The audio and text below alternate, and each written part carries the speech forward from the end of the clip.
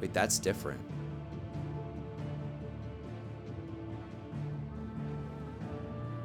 The music is different.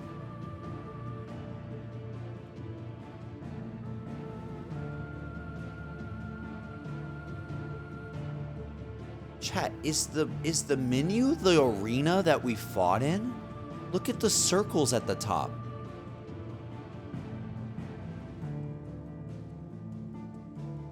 Like, you know what I mean? All these, like, the circles that were in the arena with Ultima.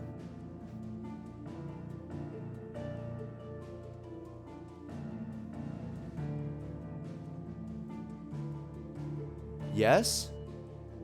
I'm the first person to what?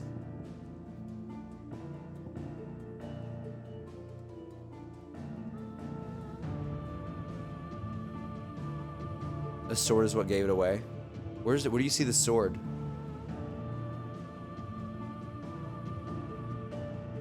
Am I going insane? Where's the sword? Bottom?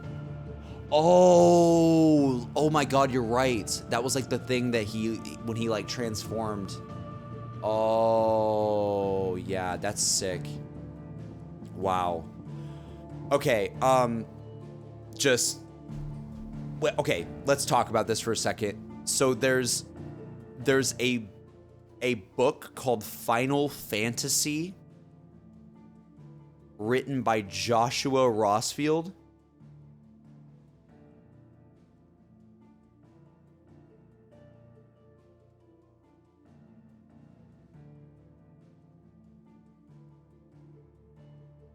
Did he live? I think it said Joshua. On the bottom, and my face cam may have been covering it, chat, but it said like there was text on, like, it was like subtitled text. And it said Final Fantasy by Joshua Rossfield. That's what it said. That's what it said. What does that mean? How?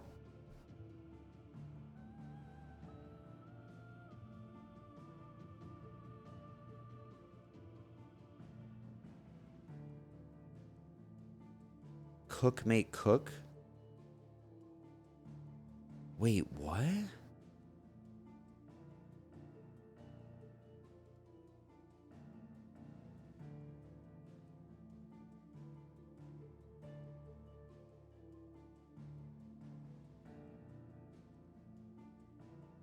What is chat cooking?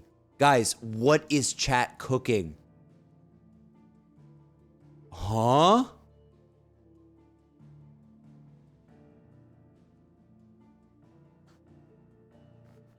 Wait, what?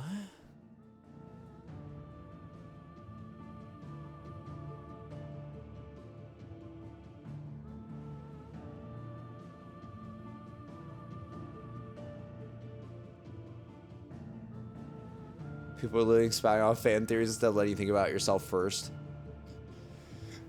It is the way of the streamer. People always do that, sadly. I'm trying. Okay, let me process. Let me process for a second.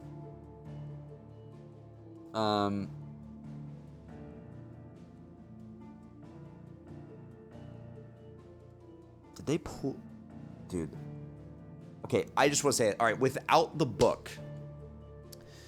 First things first. Without the book, let me just give you thoughts on how I feel about this scene without going into theory mode. Without the book stuff, let's just stop that. The fact that they're saying, I'm just saying from a storytelling perspective, the idea that it's been like, I don't know, a millennia or something, it's been like a really long time, and there's two kids playing, and they have no idea that there was this entire war of the icons that changed the entire course of history. That's really cool. That's really cool. Like, what a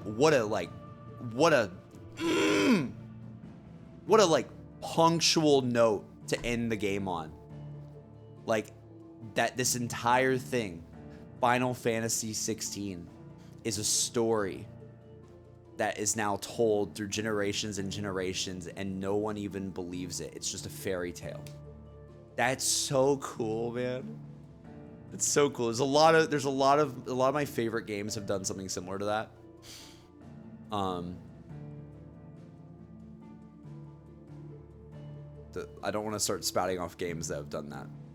There's one in particular that comes to my mind that I actually liked when everyone else didn't. Some bits of it, anyway. It was a sci-fi game.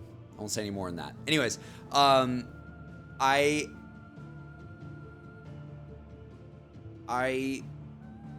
really like that. That feels really good. And it sort of goes with a lot of what the world already is. Like even in the world that we were in, there were stories, and we even knew that we had that whole side quest about history is what you believe. History is what you like. Like history's written in a certain way based on the amount of people that believe a certain thing, and it can easily change if enough people believe it to be so. And there's all of these different things in the game where people are like, oh man, like, this religion, I believe in this, and blah, blah, blah. Or like back in the day, like, people don't even know that the bearers were actually the ones in charge and were the ones enslaving everybody else back in the day. Like that was like a big plot point of like, yep, a long time ago, the bearers were in charge, and no one really knows that. And they're trying to keep people away from that history. So it's totally plausible that years and years later down the line, in this new world that Clive's sacrifice built, Clive and company's sacrifice built, that there is, it becomes a story, becomes like a folk tale passed down through generations and generations. That's such a perfect ending to this game. Like, that is perfect. Like, I absolutely love that. But, and also, wait, hold on, before I get there, the two kids, I don't know if they said what the kids' names were, but very clearly they were supposed to resemble Clive and Joshua in some way, whether it's metaphorical or not, or just, kind of seems similar. But the dog being named Bahamut is really funny. And they even said they wanted to play the game, The War of the Icons. Which is really interesting. It also makes you wonder, too, if things were passed down from generation to generation all the time. Because the whole thing of the icons is when they die, they get reborn later, I'm pretty sure. So there is a bit of reincarnation in some ways. So I'm wondering if those kids would have been icons. It's like a weird thought, but I'm wondering if those kids would have been icons and would have been more, maybe they would be their own person, but if Joshua, I don't know. I don't know if that makes any sense, but do you know what I mean? It kind of gives off that vibe, but oh, it probably would have been them eventually if all of the magic of the world didn't go away and the whole icon passing down didn't stop. So that's kind of cool. I do like that. Jade says, I'm going to go ahead to bed. It was fun to watch all this. Love your reaction. You're a permanent follower. Can't wait to see what's next. Jade, thank you so much. You were so kind. Thank you. Hope you have a great night. Thanks for supporting so much. But yeah, but getting to the book bit.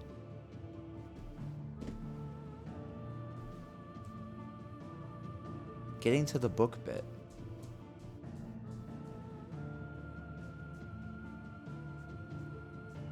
There's a book written by Joshua.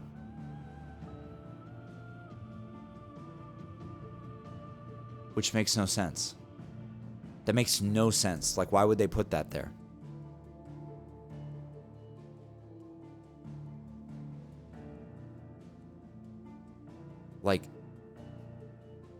They could have said that the book was called Final Fantasy, and it's perfect. Do you know what I mean? Adding by Joshua is saying something. Why did they do that? And I don't think Joshua's writing a book during the game. I don't think so. I don't think that they were... I don't think Joshua was writing the book during the game.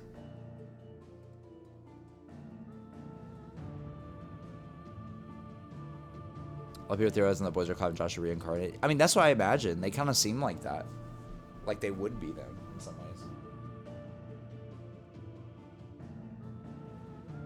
Joshua had a book when he found out about the tapestry.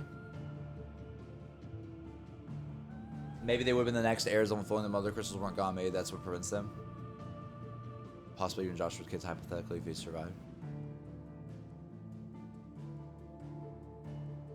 Didn't Hippocrates talk to Clive about potentially writing a story?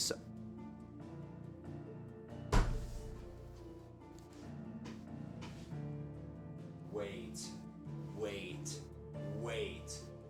What? Are y'all saying Clive's alive, dude? What?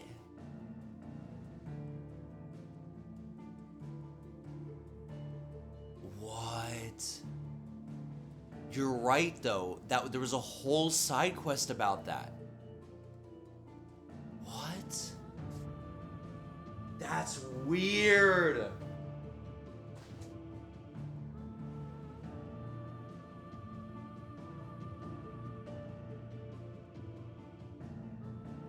Hippocrates gave Clive the Stolas, and Clive said he'd start writing after he lays his sword.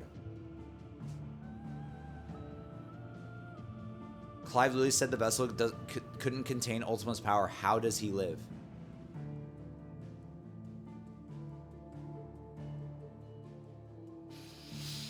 Oh my god, dude. Are you guys saying that people, like, actually, like, I've seen a lot of things being written in the chat.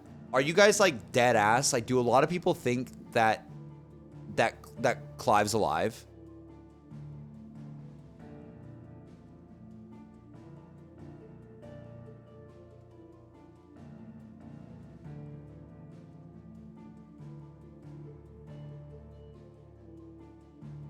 What?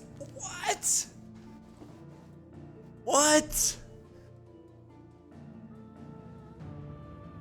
What?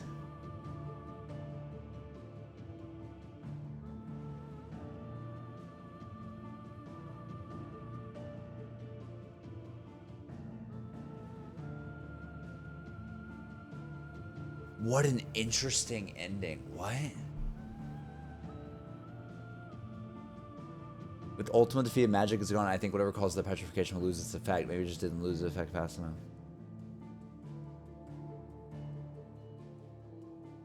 He literally said that Ultima's power can't be contained and then uses it. Yeah, but I'm wondering if... So when he said that, I thought he was saying that in response to he can't save Joshua.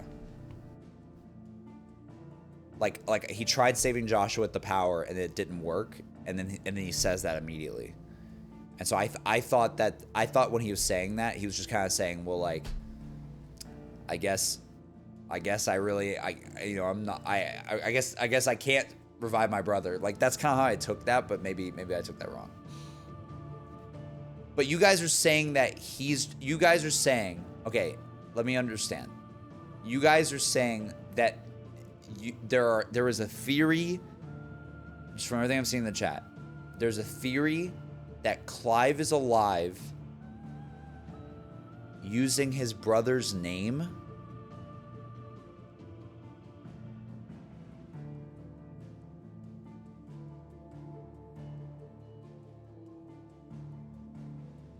Interesting.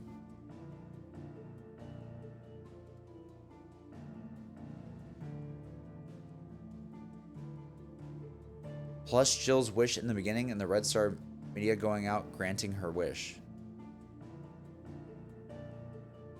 What the hell? That's weird as well. Oh no. Oh no, that's like a perfect little theory moment.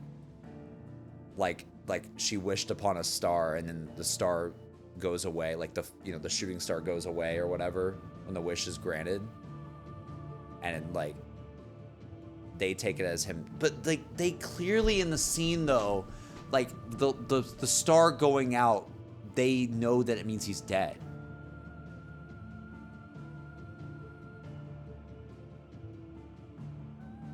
But I could totally see why people could theorize that, though.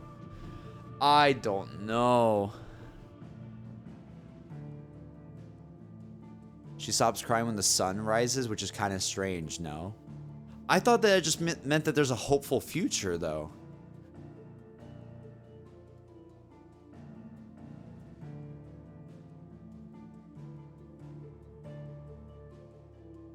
Remember in the side quest he said in the darkest... Wait. In the darkest nights, dawn will come again? Didn't Jill say that? I don't know.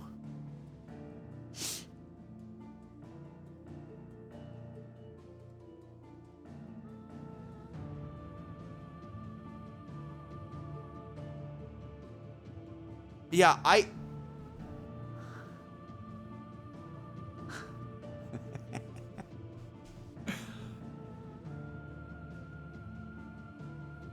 the whole media thing confused me because as a player I had no idea what significance it had. Yeah, I think they went for more of a interpret what it means about the star kind of thing. Which I took it as like it represented the whole magic of the world, and and once that went out, that meant Clive is gone because he represents all of the magic in the world as, you know, the ultimate life form as well. That's what I assumed it to be.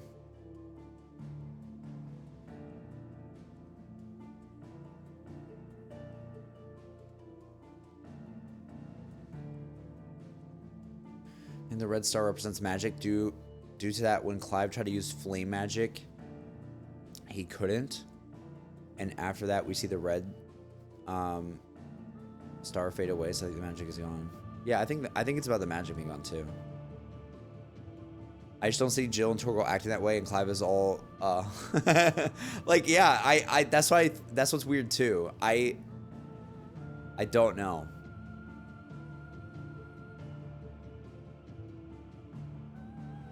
It does kind of like I totally see why people want him to be alive, though.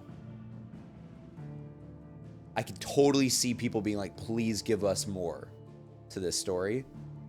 I don't know what you would do to continue it, though.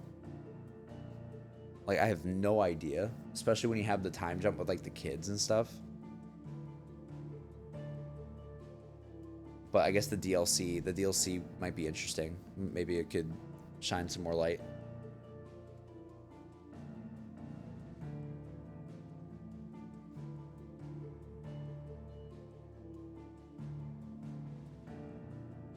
Remember how icons can feel each other? Jill couldn't feel Clive, but that could be with magic is gone. Yeah. Chat, here's something. Can we have a, before I start getting into like my overall thoughts of this game and all this kind of stuff, like these theories are really cool. Clive is narrator from the beginning and also closes the story.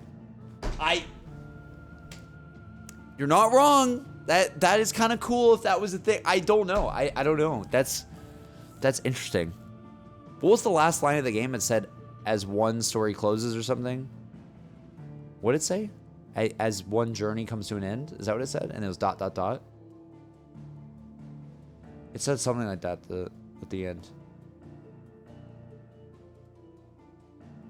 The final trophy is called Chronicler. What? Oh my lord. Oh my god. As one journey ends another. That's just a new game plus tease.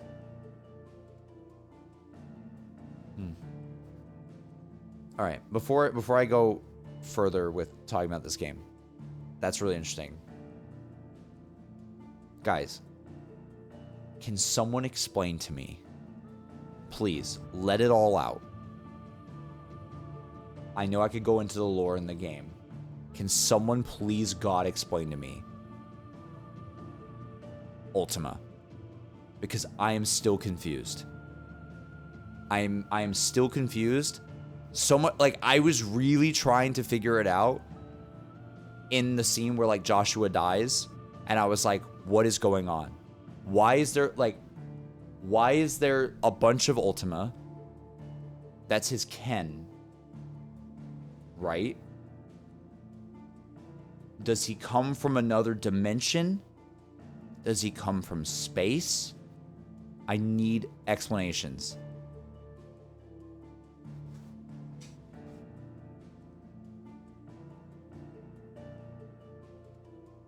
Ultima is several beings trapped in the crystals.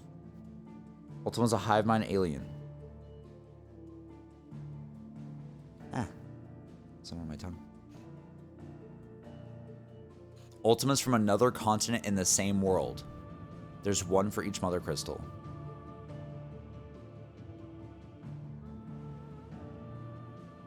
We're getting different opinions here, chat. We're getting different. Whenever he refers to himself, wait, okay. He said Paul. Whenever he refers to himself, he always says we, so multiple parts. He's basically God. Yeah, I could also see it like that. That's why I was confused, because I didn't know how to take it.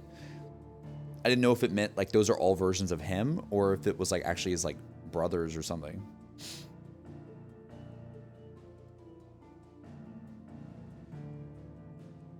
Wait. What did you guys just say? They are the embodiment of all the Ultima weapons from every Final Fantasy. That's why there's 16 and crystals in every Final Fantasy. He's basically the Apothecans. What? What do you mean there were 16? You need to explain that. What? Also, this is not like a multiverse, right? They're not doing that. No way.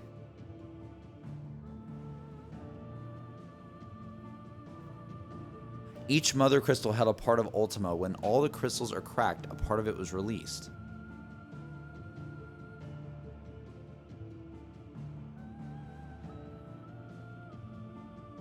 Ultima is a hive mind type race from another world. They figured out how to use magic, which caused their world to get turned to blight. So they fled to Clive's world and planted the mother crystals to absorb the land's ether because they wanted to start over on a new world. I don't get it.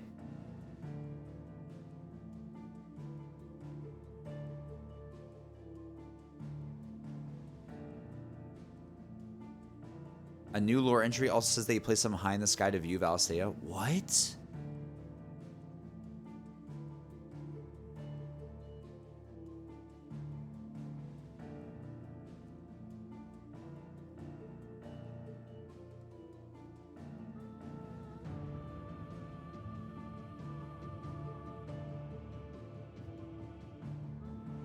Guys, okay, so here's what I'm confused about, right? Here's my biggest confusion point about Ultima. It's hard for me to understand that he was running away from the blight, so he comes to our world, but causes the blight in our world. I don't understand it. Why does he cause the blight?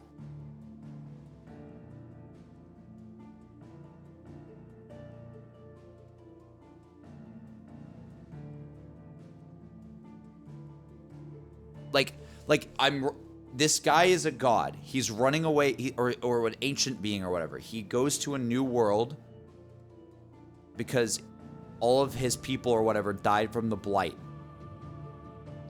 He puts mother crystals in the new world to cause a blight to happen in the new world for a vessel to survive a blight. Do you get why it's confusing to me? I'm like, why didn't you just live in the new world?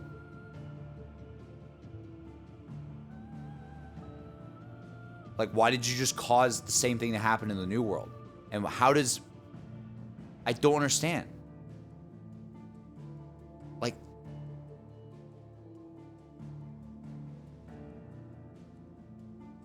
He want to bring his race back?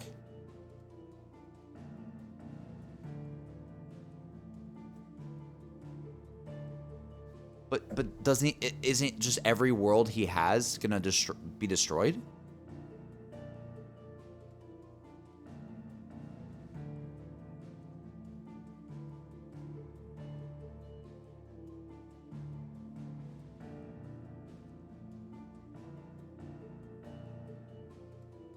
The main Ultima created copies of himself to harvest ether to create a new world free from the blight and only for himself. He created humans, bears, and the curse to draw out more ether from the world. He abandoned them because they began to develop their own will.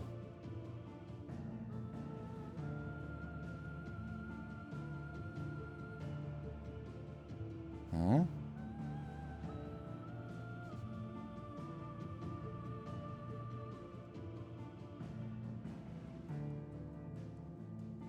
He didn't care about him being duped by a blight. He just used him to gain a vessel. He used some other crystal to get the ether from Clive's world to use more magic to find a perfect vessel that isn't affected by the blight.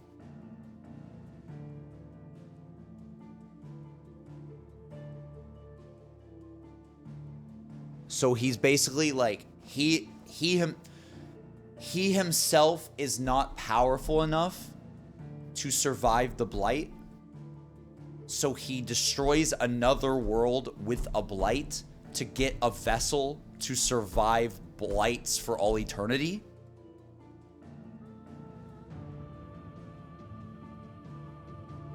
Is that the idea? Do you see how I'm confused? I'm like, I still don't, like...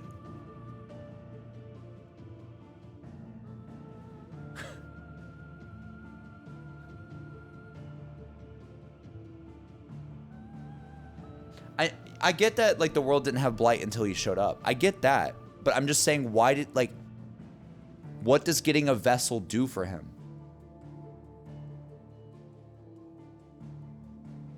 He just becomes a... He's already a god to the world. Do you know what I mean?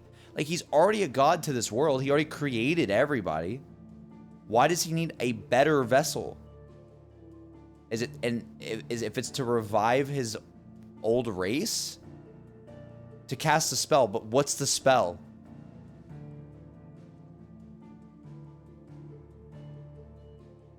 He spreads the blight because he uses magic, realizes the blight can kill him, and then tries to get a bunch of energy in a vessel to cast a spell to make himself immortal to the blight. That makes sense. If that's actually the answer, that makes sense. Like, okay, he wants to use another world as like one of many cycles to be even more powerful, I guess.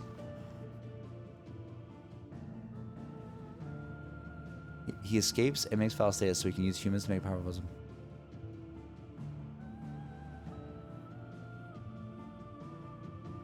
He believes a different vessel will work differently and still allow him to use magic without causing blight.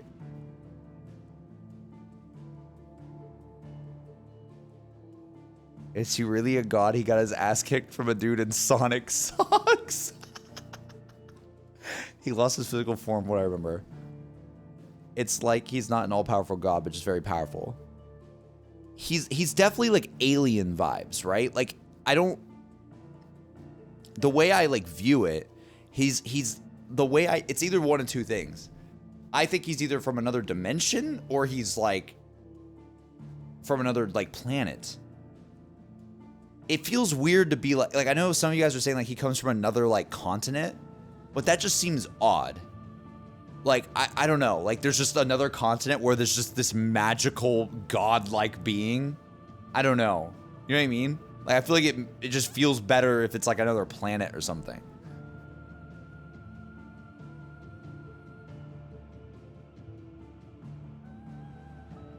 They never talk about the spaceships, by the way, that was in the game. There are spaceships crashed on the world.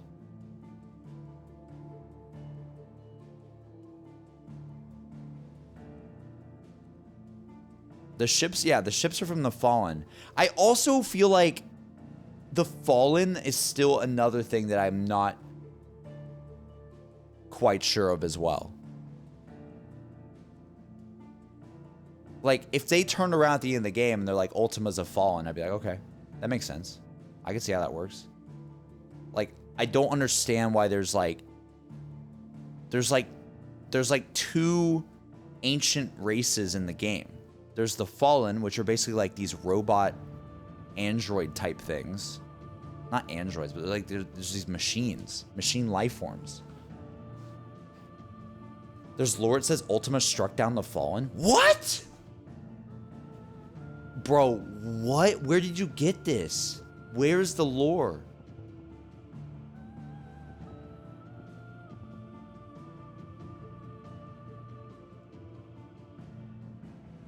He struck down the... That's so interesting. What?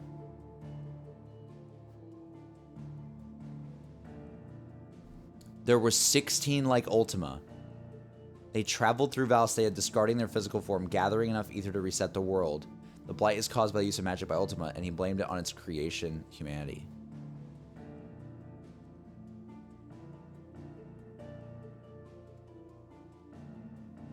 Have you read all the information you gave Hippocrates? I thought.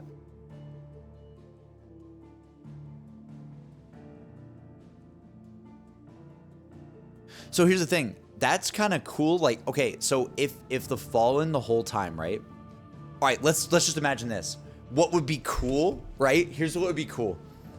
Let's say Ultima comes from Mars, right? He comes from another planet, right? Here's what would be cool. If Earth, Valisthea, but if our planet in this game or whatever, it's not Earth, but you know what I mean? Let's say he comes from another world, like an alien or whatever, and he has all these powers. You guys are saying he's a god. I know, but just bear with me, okay? It's kind of cool thinking about Valisthea. What if Valisthea's like original inhabitants were the Fallen, right? And Ultima comes in, being chased from the blight from his world, and he goes, yeah. I'm using this place.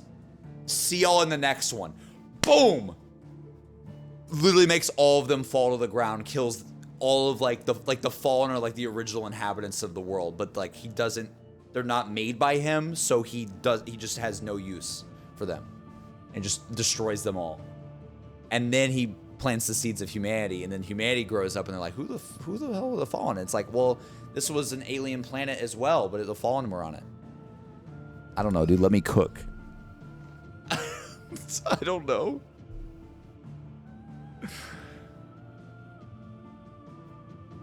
I just like I don't understand the Fallen significance otherwise.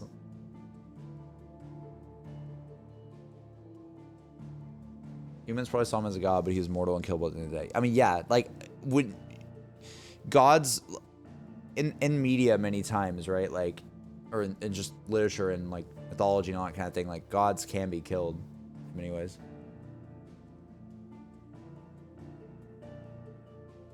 He created humanity, only get mythos. I get that. But I think there's just a little bit of unexplained stuff. There's also the icon shrines in the Fallen Ruins. True, it has to be like related somehow.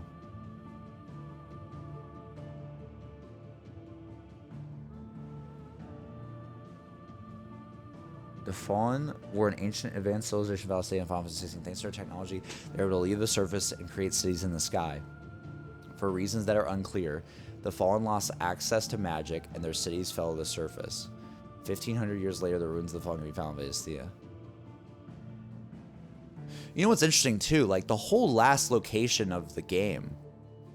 Like, are you kidding me? Like all of that was like Fallen looking architecture, you know?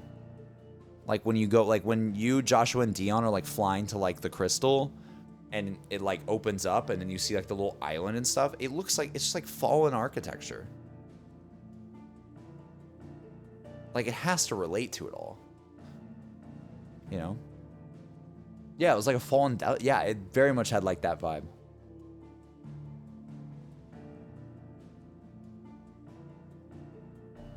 There are loose ends in the story by design. Oh, I definitely agree. I don't think that, I think they are purposely not saying everything because they want us to theorize about it.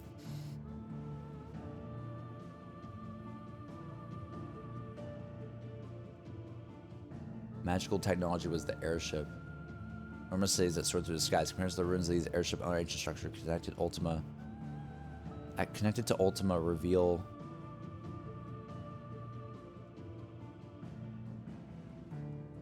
What?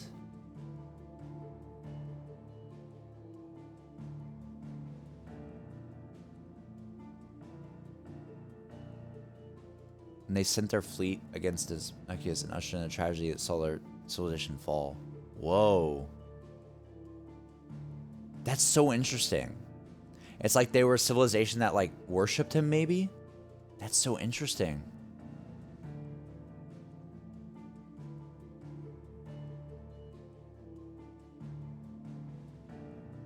you remember the craters that have infinite waterfall? I wonder if chat mentioned about it, but it's where the mother crystals were.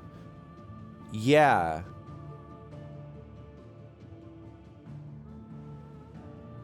Like the one that was like those like falls that we saw in that one location. Like there was a crystal there at one point.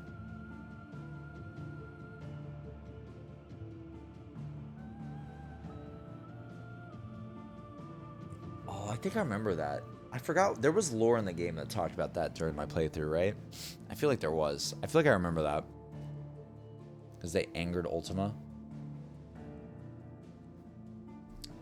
It's almost like, I wonder if like the Fallen could have been... I wonder if the Fallen could have been like the first attempt at Mythos, and then it just didn't go well or something. I don't know. I see a lot of you guys going to bed. All good, guys. All good. I'm still going to stay here for a little bit because I'm just... Sorry, I'm just vibing. I gotta process this. I can't go to sleep anyways. Thinking about this game.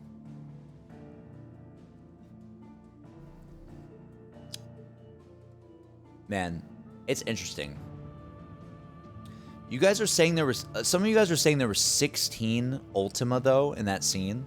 Like all the different bodies around the, like, that circle. Like, were there actually 16 of them? Like, is that legit? It says in the lore there's 16. What? That's really cool. What?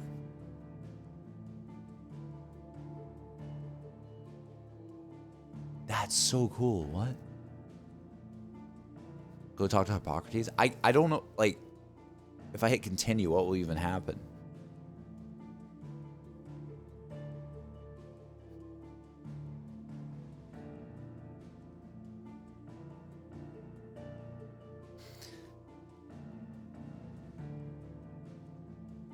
It loads you back in before Final Quest. But would it have the new lore or no?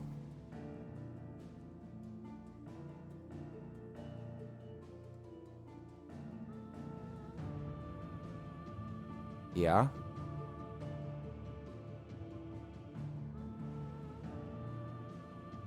I think the Fallen in the first phase towards Mythos, but when the humans in these floating cities rebelled, Ultima wrecked them and went into hibernation. That's kind of what I was getting the vibe of. I'm gonna continue and see what happens. Oh god. Clive's alive, guys. Wow.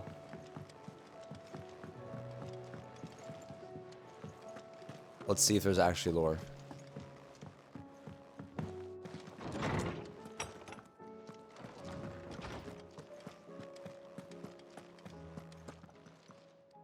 I was wondering when next you'd visit. I have a few new notes that might interest you.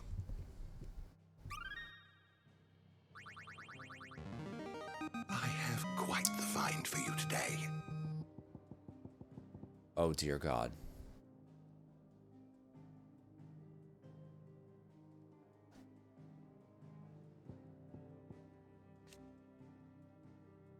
An impossibly tall tower.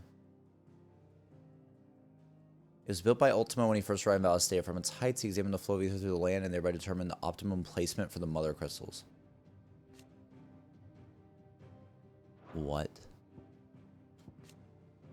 An incident in which the Fallen launched an assault on the mother crystal Desmecius to claim its power. In so doing, stoked the ire of Ultima himself. In response, the self-proclaimed god destroyed the crystal, leaving behind both a great yawning crater and a cautionary legend that has since spread throughout Valistea. The Fallen, like, literally fought him. Like, what? Dominant. Those within whom sleeps the power of an icon. Dominants are but a stepping stone in the creation of Ultima's perfect vessel, Mythos.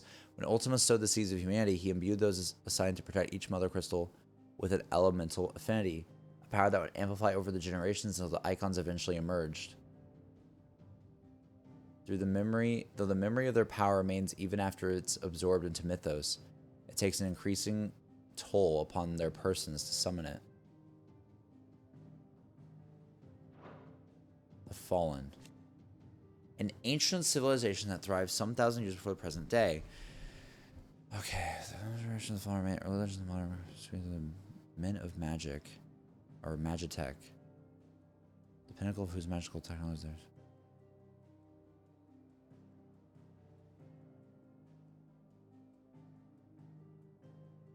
This is what you guys sent me.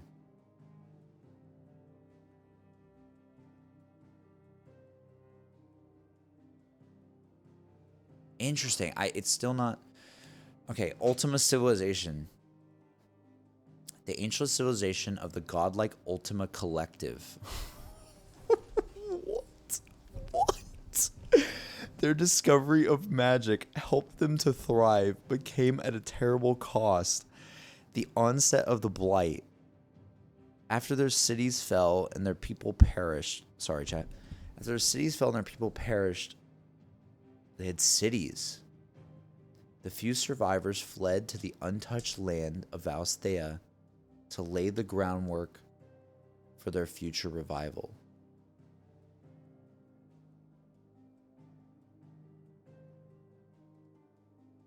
The apothecary beneath Phoenix Gate and the Tower of Reverie in Waloed are both relics of their civilization, and far predate those of the fallen.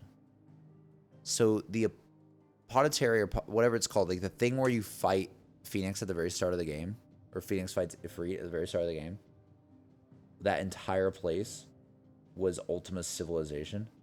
That's crazy. That's like actually crazy.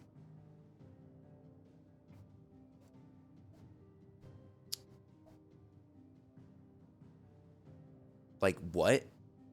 Like, I thought that was a fallen location, but it wasn't. That's like in the prologue. Their cities fell and they fled to Valsthea. It could easily be read as them coming from another planet or something. That's what I think. I think it's totally something like that. Let's see. That's so interesting. The stone. A mysterious ceramic tablet that stands. Oh my god, the stone has that like sword symbol on it. And stands in the hideaway. Though it closely resembles a relic of the fallen, the way in which it reacts to Clive's presence and urges him to unlock his hidden potential suggests some connection to Ultima. It is likely that this stone, as well as other towers of similar construction that dot the landscape, were created by the creature before he entered his slumber, in order to aid in the perfection of his vessel mythos. Yo, that's crazy. All the stones across the landscape were literally Ultima, like, priming you up. Like, all the challenges and all of it. Like, when I was doing, like the Odin trials and stuff, like, oh my god, that's sick. That's sick, dude. That's so freaking cool. Yeah, like the swords on it the whole time. Oh my god.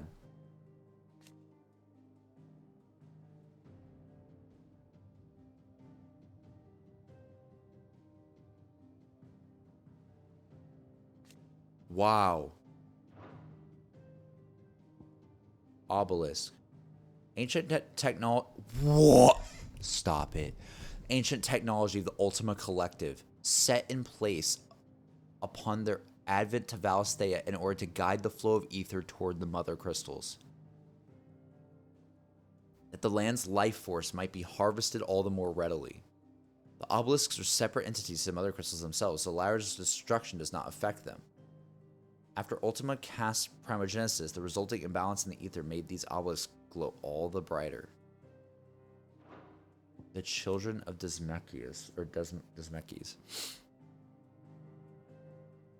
Oh my god. The tribe who once dwelled in the land surrounding the lost mother crystal Dysmechis. This mother crystal communicated directly with Origin.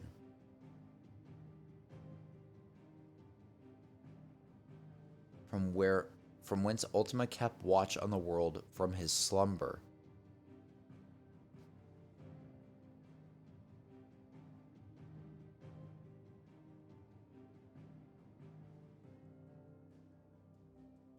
And so those people who lived around it had a closer relationship with their creator than most. It was they who founded the Circle of Malleus to keep the world, or the word of their Lord and future Savior alive. After the tragedy, of Dysmekis and the first fall of humanity. The first fall of humanity. The few survivors of the children of Dysmekis fled to the outer continent, where they continue to worship their god and await the day when they would join him in paradise. The first fall of humanity. Can I have a lore on that one? Is that the fallen? Like, what does that mean? Like, can I have a lore thing on that one? The Savior's myth. Among the teachings of the Circle of Malleus is a story that the Lord Almighty delivered unto his children a prophecy of their future salvation before hiding himself away in the heavens, a myth that lived on in many of the folk regions or religions that would later supplant it. Though long considered to be naught but a legend, it is possible that this reflects a real historical event. Ultima's final words to his humanity before he entered hibernation deep beneath Valisthea. The few remaining sources disagree on Ultima's precise wording, but on 4 points they all align. That on some future day of reckoning, the incarnation of the Lord would appear among mankind and remake the world. That the advent of this incarnation would be heralded by the emergence of several heavenly servants of great might. That the Lord's faithful should rally these servants together in order to bring the incarnation into being, and that for their loyalty they would be rewarded with the greatest gladness.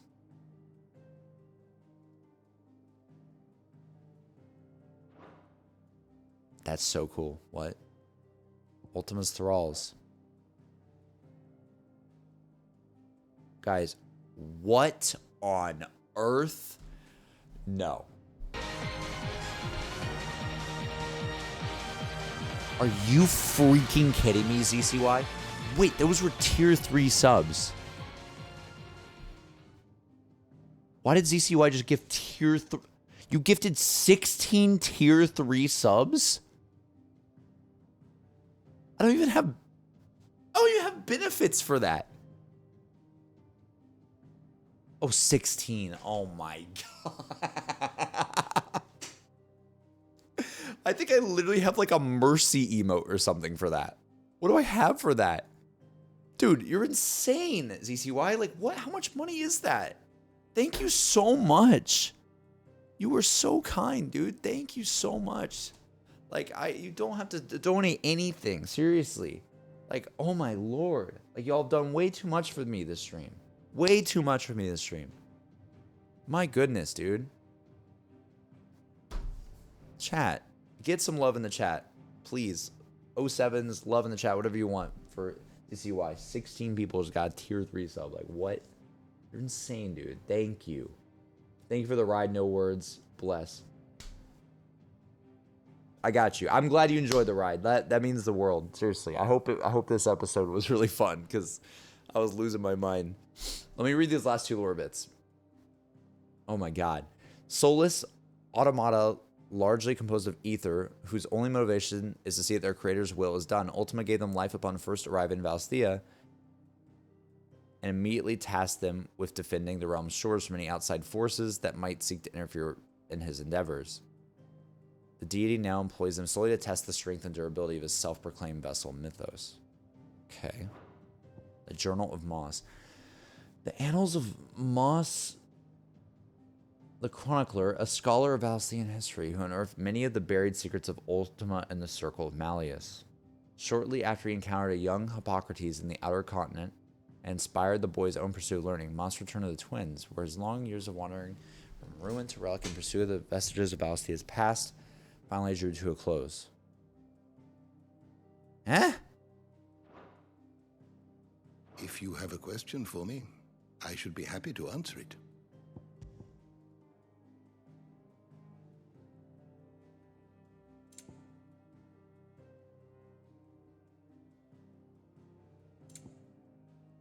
Go to the Ultima section.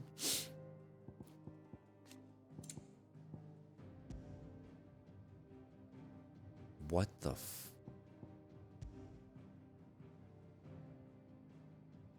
One of a race of ancient godlike beings, long ago...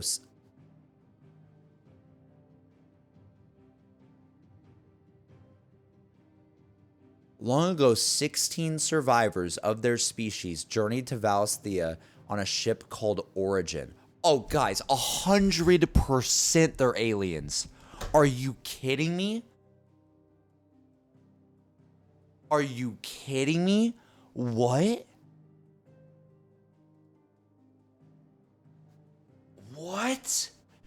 Long ago, 16 survivors of their species journeyed to Valisthea on a ship called Origin, that they might lay the foundations for casting a supremely powerful spell, one that might revive their fallen brethren and remake the world.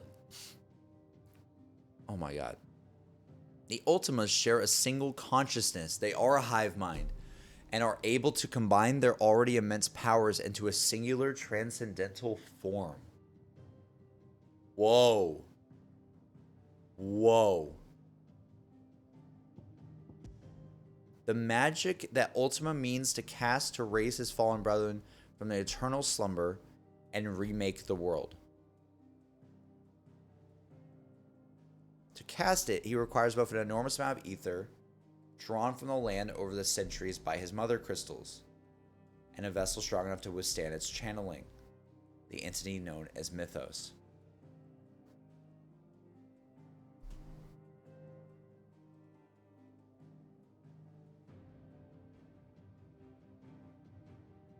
Interesting.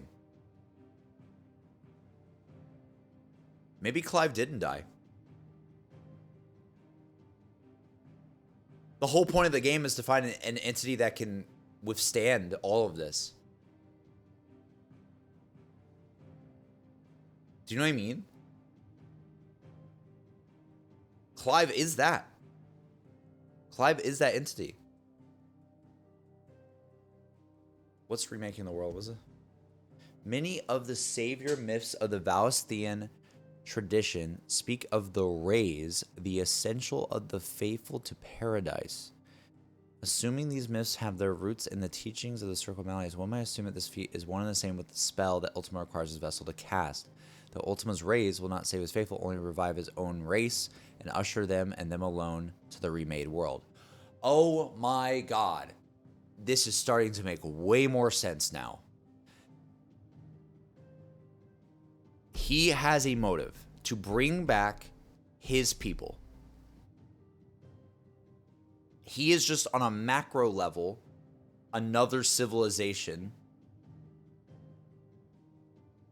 just like the rest of us. And he is trying to bring back his people. And in order to bring back his people, he needs to use another world's blight problem to basically, it's basically like all like a test, like to acquire the perfect being to then cast a spell that will make a new world in paradise for his people. So Earth, I say Earth, it's Valisthea, it's not really Earth, but like this planet that we're on is essentially just, it's literally like a cycle that's used for the betterment of their cycle that comes next.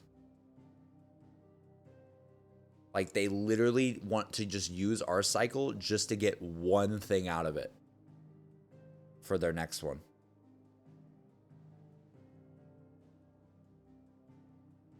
He's like a planetary vampire? Yeah. The Paradise Ultima seeks to summon into creation, one free from the blight that almost ended his race.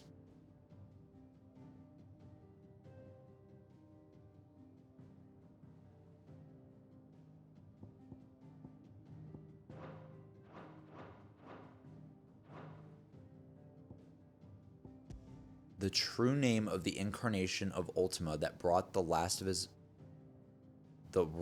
What? The true name of the incarnation of Ultima that brought the last of his race to safety in Valisthea. When Origin was buried beneath the earth in order to absorb the ether, it would need to rebuild the world. A great shrine was placed in the sky above it, from which humanity could be looked down upon. Having granted man the gift of magic and the seeds that would sow into a prophecy of the Savior to come,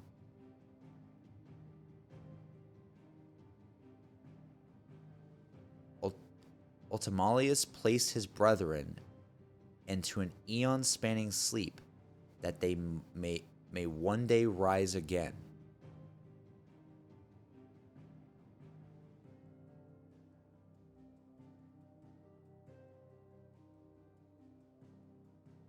When Origin was buried beneath the earth in order to observe the ether, it would need to rebuild the world.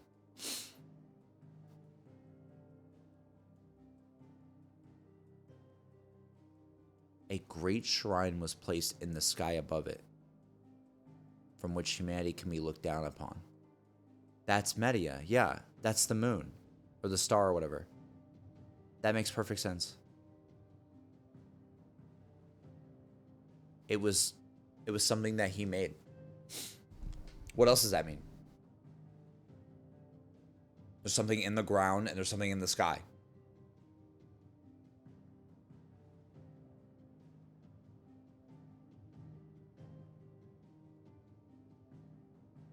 You know when Origin's crystal formed and came up from the Empire's capital? Did it?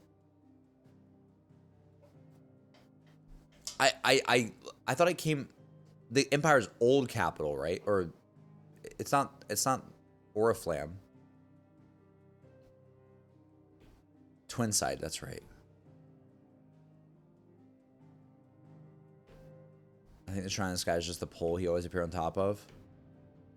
Man, I don't know. It's so vague. It's hard to know.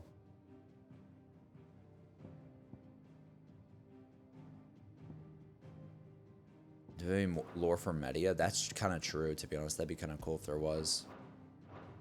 The Mysteries of the Realm, though, is absolutely treating me right now.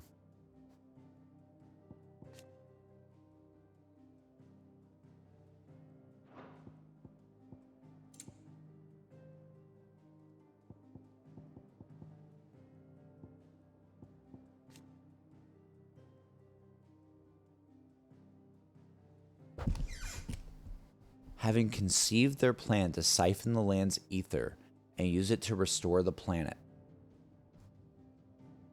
What? Ultima's brethren transformed themselves into the mother crystals and the hearts contained within them.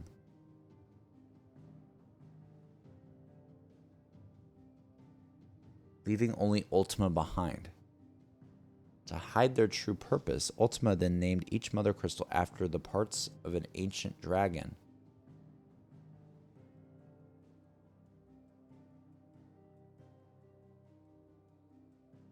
And left mankind with the legend that remains to this day. What?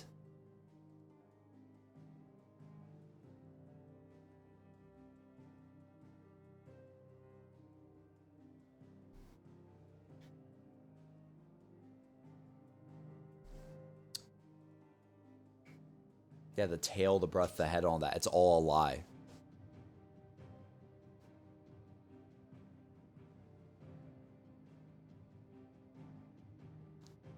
It's like a gardener that effed up his first garden, then goes to the next one. He plants beings that have no conscience, and then goes to sleep to wait until it is grown.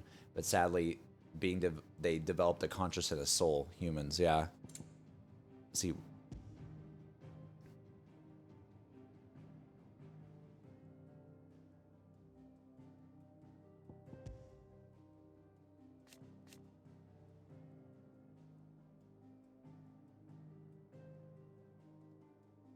What the This is wild, dude. This is absolutely wild.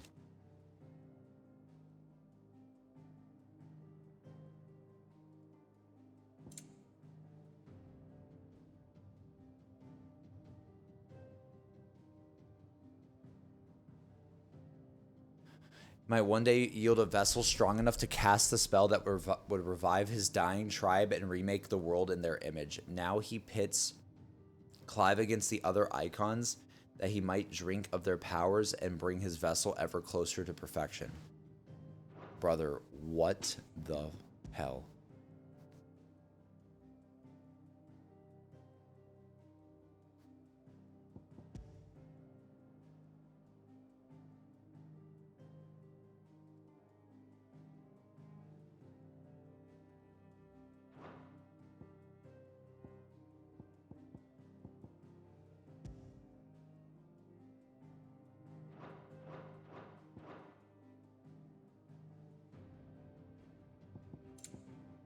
Where? Lost Mother Crystals.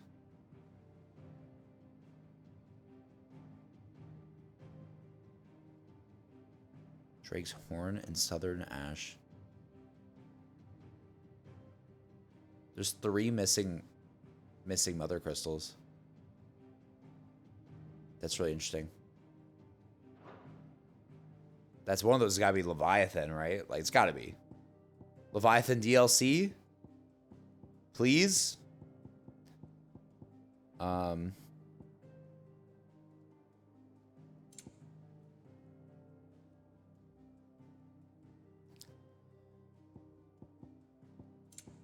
Where is Metia? It's somewhere.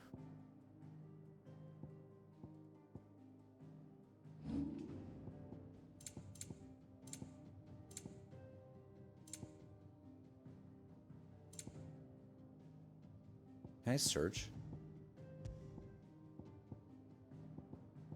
Dude, this is so cool.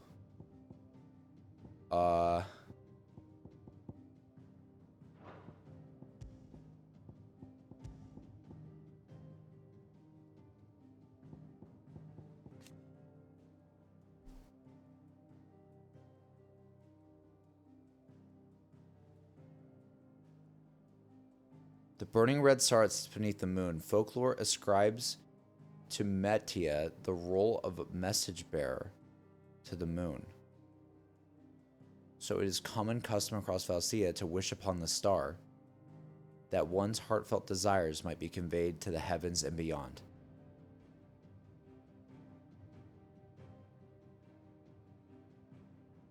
That does not answer anything. It's a burning red star.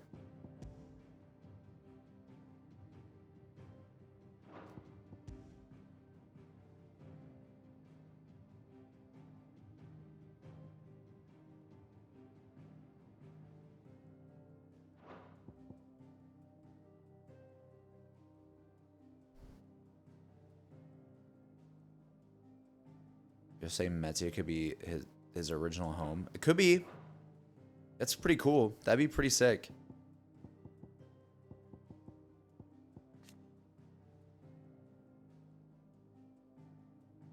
Y'all set up for me to look at mids.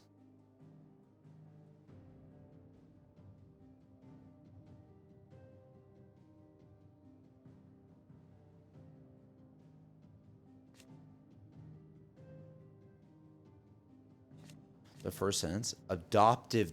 Oh. Wait, what?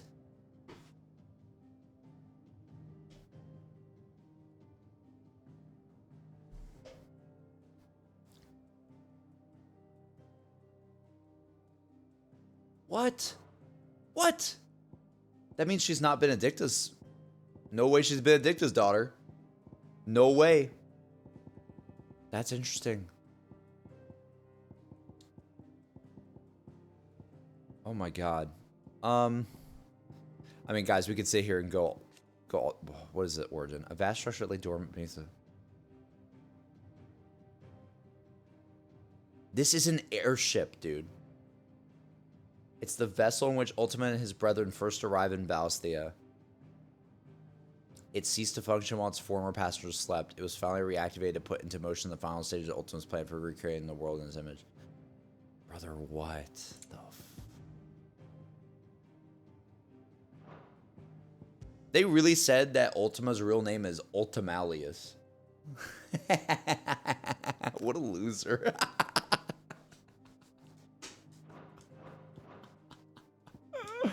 Oh, What a dummy name.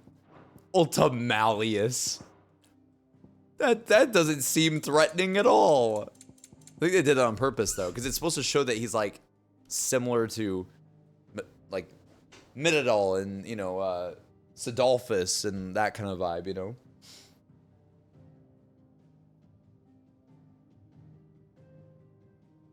Ultimalius is the incarnation's name? What do you mean by incarnation? What do you mean by that? Boom, boom, boom, boom. This is so cool. Ultima Prime. One of Ultima's many discarded avatars.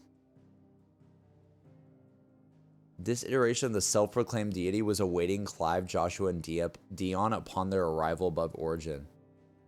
Though structurally similar to the Infernal icon, centuries in the Dark Crystal served to dramatically slow its deterioration, preserving both form and function. Discarded avatar. What the heck?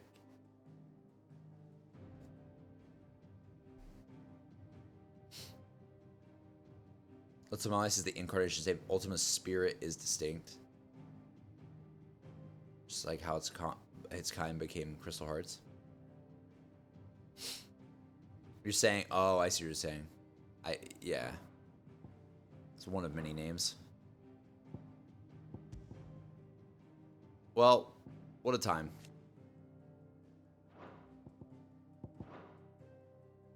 Did you learn everything you needed? Wait, hold on. Knowledge hoarded is knowledge I saw lost. logos at the top. If you I have want a to click on question logos for me, here. I should be happy to answer it. Yeah, I don't know. Did you learn everything Well, you this needed? is cool. I could sit here and try to theorize and break down stuff. I definitely got more of answers on the Ultima stuff, which is nice. I guess when they went into the interdimensional gateway, that's more just like inside the crystals themselves, probably. Inside the magic itself, probably. So they're not like actually an alternate dimension being. They're probably more of an alien race instead. Because there's one of the two. I think it's more alien race. I think it very much seems like an alien race. Thanks for reading all that. No, dude, thank y'all for chilling with me. I like processing things and getting into the lore. It's fun. All that will probably be cut out of the YouTube video, but yeah, dude, what do I say now? What do we talk about now? We're 14 hours in. We did it. We beat the game. How many hours do I have in this game? I don't know. Let me like exit really fast.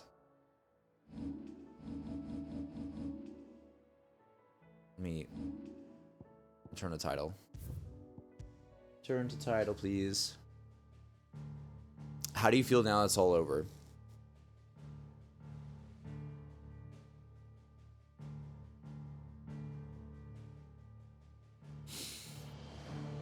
I feel like this game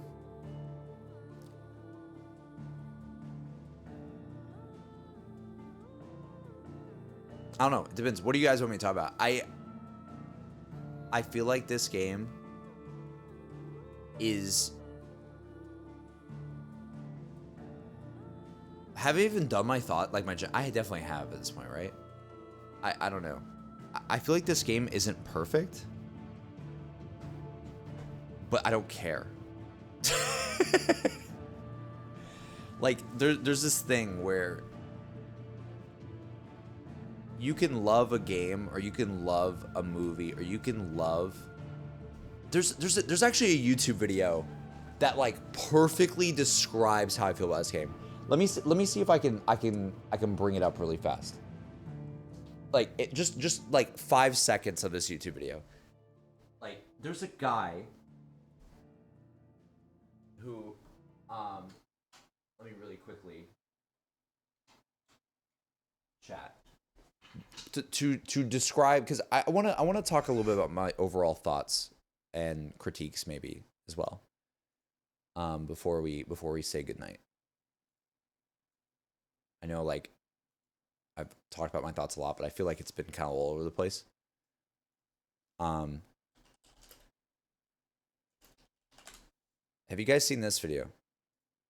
This is a great video. Okay. All right, listen to this. There's certain movies where I have no idea what's going on. There's certain songs where I have no idea what they're saying. And I don't care. I'm here for the vibes. I've started to appreciate things on a purely vibey level. That means no story, no plot, purely the aesthetics, the unique look, the world it creates, and the feeling that it gives me when I watch it. I used to be so worried about every single little plot hole, just cinema sensing everything. Wait a minute, can we talk about how this man has a Minions plush toy in the background? I'm pretty sure that's been there for like the last year and nobody said anything. Yeah, that's a point off. The Batman, let's be honest, the story was fine. There's nothing mind-blowing. The Rat with Wings, El Rata Alada, they spent like 25 minutes on that. There's a villain reveal at the end that's like straight out of the CW. It's a little too long, but the vibe of the Batman, untouchable. I made every other Batman movie look like a dang ABC Family sitcom. Made them look like the... Dude, literally, he talks about Tenet. Like, everybody like makes fun of Tenet, right? Like the Christopher Nolan movie. Saw no purpose in them. And that's how it was for a long time until this movie Tenet came out.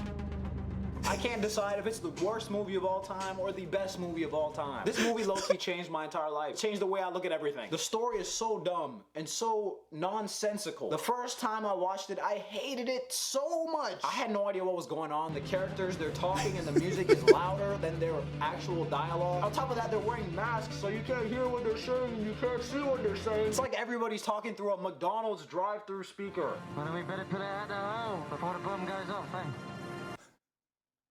What? There are no characters. The main characters, his name is literally the protagonist. He has no story, nothing. This woman in the movie literally just says, don't try to understand it, feel it. Don't try to understand it, feel it.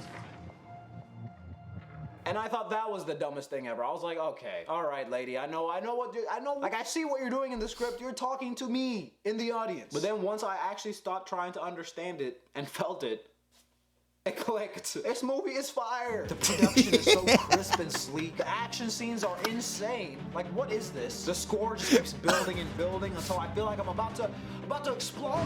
It doesn't feel like that many other movies at all. It's just a unique experience. Now I've seen it like 10 times. This is one of the greatest movies ever. It still makes no sense, but it's amazing. Did I change the entire way I watch movies just so I could enjoy this one movie that makes no sense? Maybe. I laughed when she said, don't try to understand it, feel it. But that's how I'm watching every movie now. I'm not even trying to understand it. I'm just feeling it. And I've been appreciating way more things than I did before. Movies I used to hate or thought were boring, I'm rewatching now and I'm like, hold the phone. This is a masterpiece. I remember falling asleep immediately to Blade Runner in high school film class. And now I'm watching it like, wow, this is the best thing I've ever seen. How did they make this in 1982? And then the sequel? I didn't even know movies could look this good. I can appreciate the movies that are slower. Movies that... Okay, so, by the way, this guy's named Nathan Zed. Amazing YouTuber. Like, genuinely, just all of his videos are fire. His videos are vibes. Nathan Zed, he's great. My point is to show you that this is how I feel about Final Fantasy 16. I feel like the game is not perfect. I actually think it has some problems as well. I don't think it's a perfect game. But if you look at me and you go, JC, but yeah, how does this game make you feel? What is the vibe of that experience, right? 10 out of 10. Like, this, I can't even say this game is not a 10 out of 10 because of the feeling it gave me. Now, it's not perfect, though. It's got some things in there where I'm like, yeah, this part wasn't the best. This part wasn't like, they could have done something different there, or, you know, it could have been structured a little bit differently and all this kind of stuff. But man, I haven't had an experience with a feeling like that, with a feeling of a game like this in a while. And actually, I would say, like, I shouldn't say maybe ever, because that's a little hyperbolic. But it's definitely something that I'm always going to remember, like, this experience. And I'll be damned, like, I think it's one of my favorite gaming experiences I've ever had on stream just playing it, you know, even without stream. If I wasn't playing on stream and just playing on my own too, I would also be freaking out the entire time. That's kind of where I'm at. I feel like whatever they concocted over at Creative Business Unit 3 and Square Enix, like I don't know what they were, what kind of food they were eating, what kind of books they were reading, what were they inspired by? I want to know. I guess Game of Thrones, but it does not. They said Game of Thrones so much, and while I totally see that in some ways, in other ways, man, it is a completely different tone at sometimes than Game of Thrones. So I just want to, like, I would love just to know more about why they made this game the way they did. And I think that like the Nathan Zed video here, this is like the ultimate vibe game for me. The vibes are amazing. The peak moments make me feel such a type of way. Honestly, like just thinking about subjectively how it makes me feel. Some of the best moments I've ever had playing a video game. Period. But I also look at it and I'm like, well, objectively, I could critique this and I could critique this and this and this and this and this. And I could sit there and go down the rabbit hole of doing that. But is it even worth it to do it? Because the entire experience was just so fun for me. Mostly like 95% of it, that I don't know, it's tough. I think this rationale goes too far. 16's flaws aren't foundational. They are marginal to its core story significance, whereas a film, just for the sake of its aesthetics, deliberately ignores any meaning in its content. And I think that's a missed opportunity at best and a mistake. I disagree. I think that you could watch a movie, like, well, why can't you watch like The Batman, for instance, like he's saying, and you're not watching it for like a crazy plot that like blows your mind, but you're just watching it because the vibe is good and it's a fun movie to watch, you know?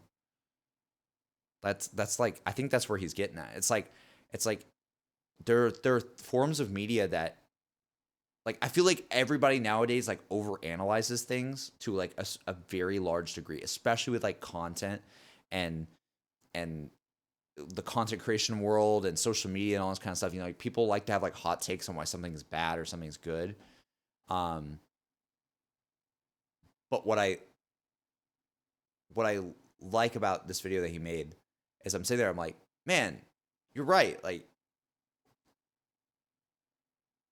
sometimes it's just fun to watch a movie like this. Sometimes it's fun to load up Call of Duty multiplayer and just play some search and destroy matches with your friends, right? Doesn't mean I think that Call of Duty is the best video game ever made, but it's a vibe. You know what I'm saying? I don't know. It might not be a good example for some of you guys, but like, you know what I mean? Like, there's that like vibe to things that if it hits your dopamine and your like it hits your emotions in the right way, it almost doesn't matter, and you almost like talking about the critiques a little bit because you love it so much, you know? That's how I am with a lot of Sonic games. Like, dude, Sonic 06 is like one of the most hated video games ever, and I grew up with it. I grew up with Sonic 06. I grew up playing that game. I played that game so many times. You know why? It was a vibe. Listen to the music of Sonic 06 for like 2 seconds and don't tell me it feels amazing. Like, just listen to the music. It's an amazing soundtrack. You feel the vibe of it the whole time you're playing, and you're like, man, it just feels cool to be Sonic and be Silver and be Shadow or whatever. Even though it's glitchy and buggy and all this kind of stuff, it's like, I don't know, you just look past it and you just love it. And not saying this game is Sonic 06. Sonic 06 is definitely not like objectively, it's got a lot of problems, right? Like, it's not a very, very good game. But I think that it's similar to that. Like it's similar to like how I grew up with a lot of Sonic games, and Sonic would always get hated on. Like, why is Sonic wearing, or why is Sonic using a sword, and why is he like Sonic in the Black Knight? Why is he using a sword? Why is he in like a King Arthur time? We do not care. It was a vibe. Do you know what I mean? like we do not care. Like I literally have so many memories of that game, and it makes no sense. It's kind of ridiculous at times. Honestly, the controls aren't even that great, but it's a vibe. It's just so much fun because of that. And again, I'm choosing games that are kind of like average games, I guess, on the scale that in review scores. But I feel like I just feel like that's how I feel with Final Fantasy 16. Like I feel like this game is the ultimate, oh my god, this is such a me game. Like I look past a lot of the flaws of it because I just have so much fun with it when I'm playing it. I just think the standard that sets is incredibly dangerous, taken to its logical conclusion, gives a pass to bad, toxic, dangerous content as long as it's appealing enough. Like radicalizing recruitment and grooming stuff. I know it's IRL, I always feel like, well, positive bringing it to up, but it's almost important not to. I'm not sure what you mean. Like if there's no, you're saying like if there's no content to some, like if something is not, you're saying that something like that could be used in a bad way, which I get. Like if you look past the details, then you might end up down a rabbit hole that's really bad. I see what you mean. I think I'm trying to understand what you mean, but I think that definitely could be bad. But like there's that 100% is like, I think like another conversation of like Final Fantasy 16 is not trying to do that to you. You know what I mean? Like I totally get what you mean though. Like there are things like that out there where it's made to be a certain way, and then there's always like really weird values underneath it. I think that is dangerous, and you do want to, look a little bit deeper at things and not just take them and be like, oh, I like it because it's cool, right? But yeah, I get what you mean, but I just think in this context, that is not what I'm talking about at all. I get what you mean though. It's dangerous if you don't look at something like actually seriously. And but I'm not necessarily saying like have like apathy or have not have a, what's the word? Like the thing is, I'm using my brain when I'm playing Final Fantasy 16. I am using my brain. I am looking at the game logically the whole time. But I sit there as I'm looking at it logically, and I'm like, there are some things I don't like. And I pointed them out in the playthrough. But it doesn't matter, because at the end of it, I'm just like, man, this gave me a feeling like no other. And that breaks all the other things for me. But yeah. I don't know if that makes sense, guys, but that's kind of how I feel. Lubor, yeah. The Lubor plot did not do it for me. I mean, that's the thing. That's the thing that's so hard, right? Is no, you're totally fine, Phil. You're totally fine. I think it's an interesting conversation for sure. I think that like I'm sitting here. Let me get the music back going. They do Final Fantasy 16 calm music. I actually search up the soundtrack now. It's great. Perfect. It's a little heavy. That's fine. I don't even know what direction to go in. I mean, chat, what do you guys want me to talk about?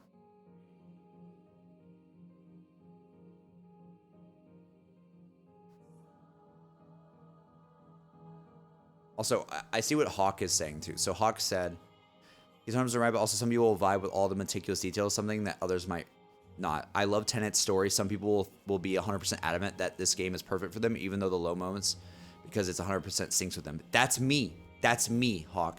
That's exactly how I feel.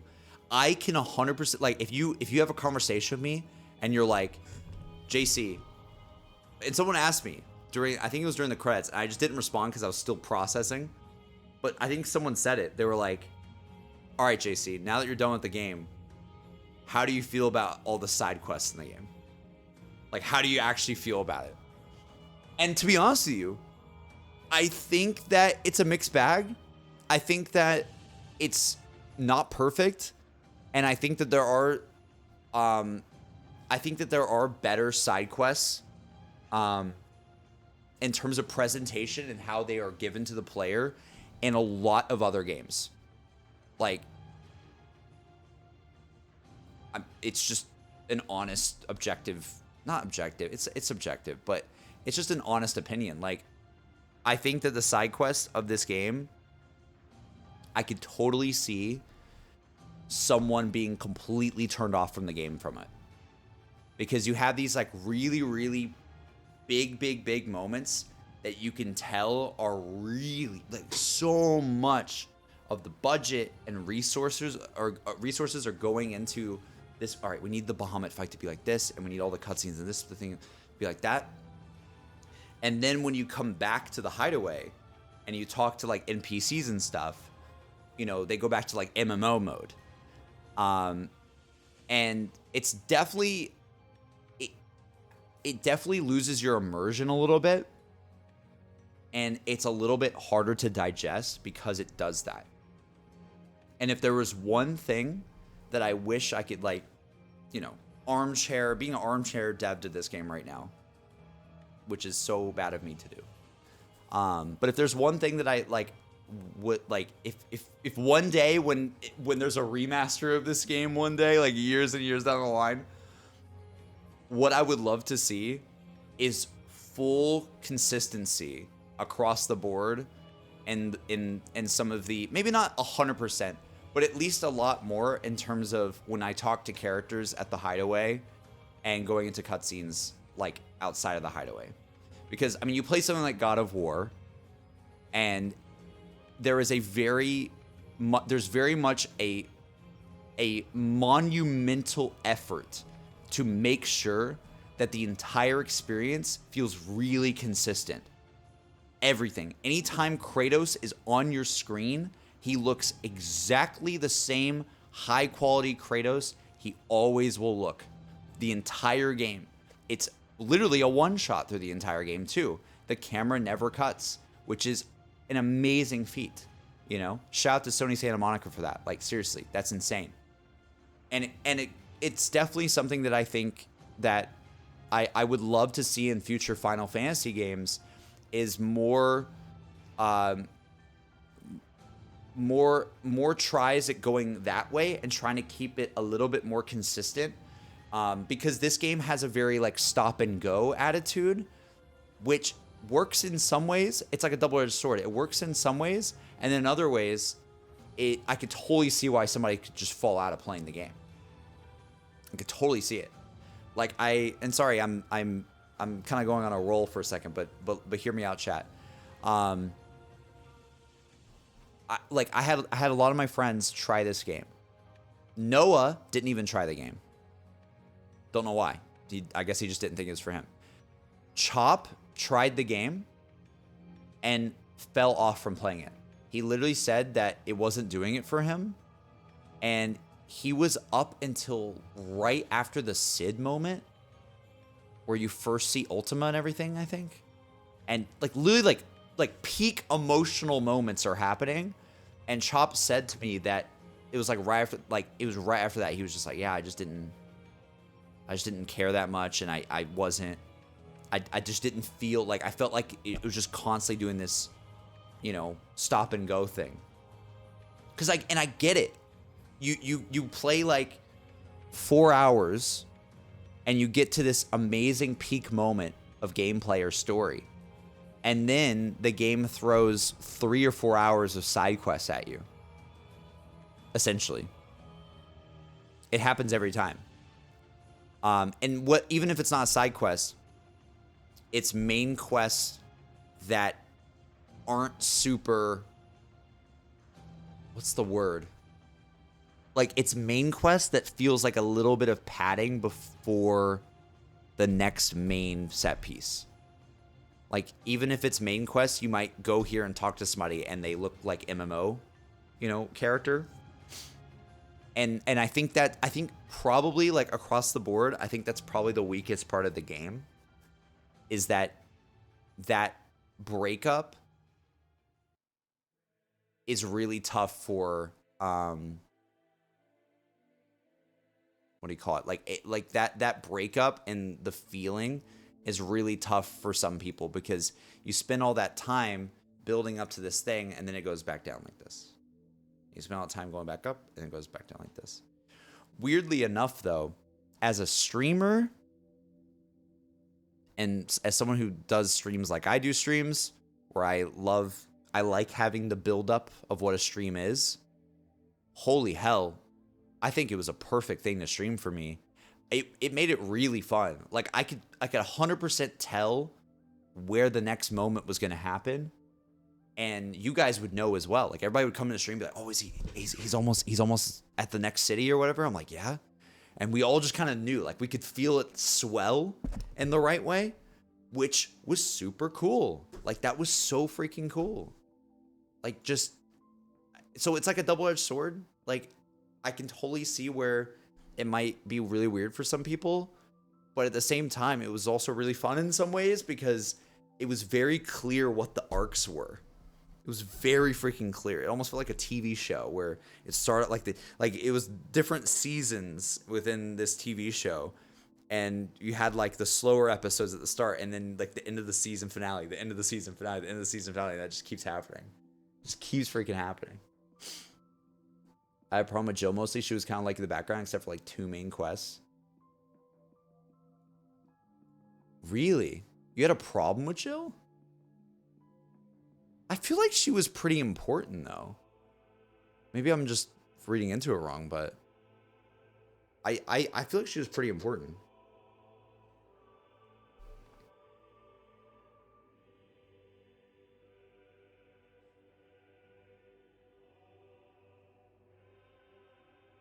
Main quest that felt like side quest equals... Main quest that felt like side quest equals getting mids parts for the boat. Ugh. True. That bit was really interesting. It was like 3 little things we had to do. Yeah, that makes sense. Watch as this may sound weird, but could you get Jason Bledel give me a copy of one of his COD games? Because I love a copy of a COD from a COD developer. Podge, I'm not the person to go to that, man. It's not my job to do Jason Blendel's bidding, like, especially at 3:46 a.m. when I'm talking about Final Fantasy. No offense, man, but I can't personally reach out to Jason for people. That would be overstepping my boundaries a little bit, I think. Like, just even knowing Jason at all, like, if I did that for anybody that asked, like, if I would literally never be able to live. Like, everybody would want something.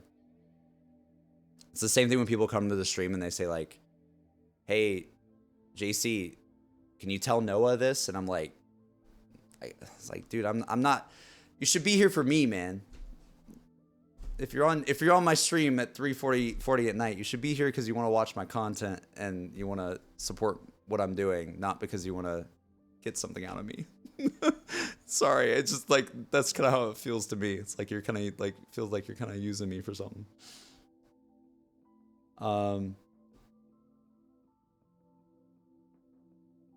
Let's see, what are you guys saying? Many people didn't do main character side quests. They just didn't emotionally relate and felt the game was bland. Well, I could totally see why they didn't, though. You know, I could totally see why they didn't do main side quests, or the main side quests that like mattered, because there's so many side quests in the game that are like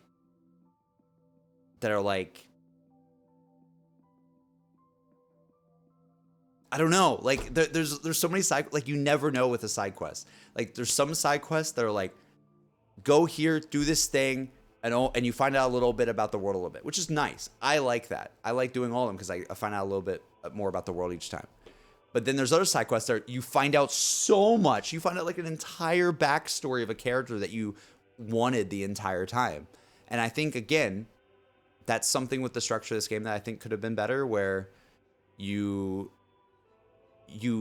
there's a way to know, or there's like the way that they, like the expectation of side quests or whatever is just a little bit off.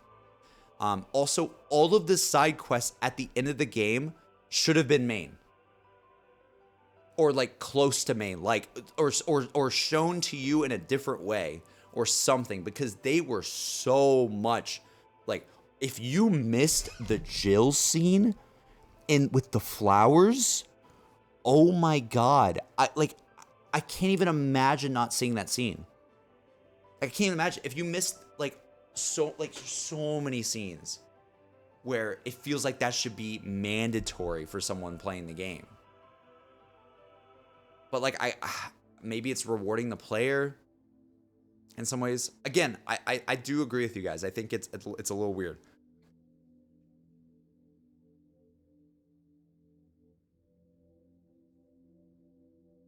I think it's actually smart to wait this long to play the last part of the game. Most people feel underwhelmed to play in a whole setting because the boss fights and peak moments earlier in the game. That's probably kind of true, yeah. Like if you just rush it, you know. Side quests were done great. There are times when they drop like 20 and other times 5. Then other times they were too spread out. Almost turned me off in the game halfway through. Yeah, I feel like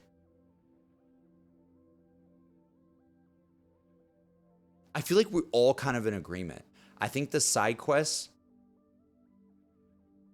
like what I'm seeing in the chat, like the main criticism that we're all saying for next time, right? For next time, the next Final Fantasy or DLC or whatever they want to do. I think big thing that we're all saying is something about the structure of the side quest, whether it's in their presentation or how they throw a lot. And I agree with you guys as well. That was wild. Like, like every time I'd finish like a thing and we're like, all right, it's time to do main quest. And then they throw 5 more at once. Come on, man. Come on. It's a little much. Like you could have spread out. I think you could have spread as well, like some of the last quests that we had at the end. You could have spread those out a little bit more throughout some of the final acts of the game. Like you could have done the Jill thing. The Jill thing you could have left to be last, sure. But the treaty one with Byron, why can't you do that during an Odin section, like an Odin arc? Why can't you do some of these other things during the like the Odin arc? You know what I mean? Like that's what I'm wondering about. Like why is there that like bulk drop on you? Because it is very overwhelming as a player. I think it would have felt better if you just get one here, one here. Oh, it's like you do this main quest. Oh, one here. Oh, okay. Oh, one. Like I think that would have felt better. I really do. I really do. But again, still love the game, so I don't know. We're also talking about the optional content. You know what I mean? Like technically, you don't have to do any side quests. I almost thought the game right at the end because there's so many side quests. Yeah.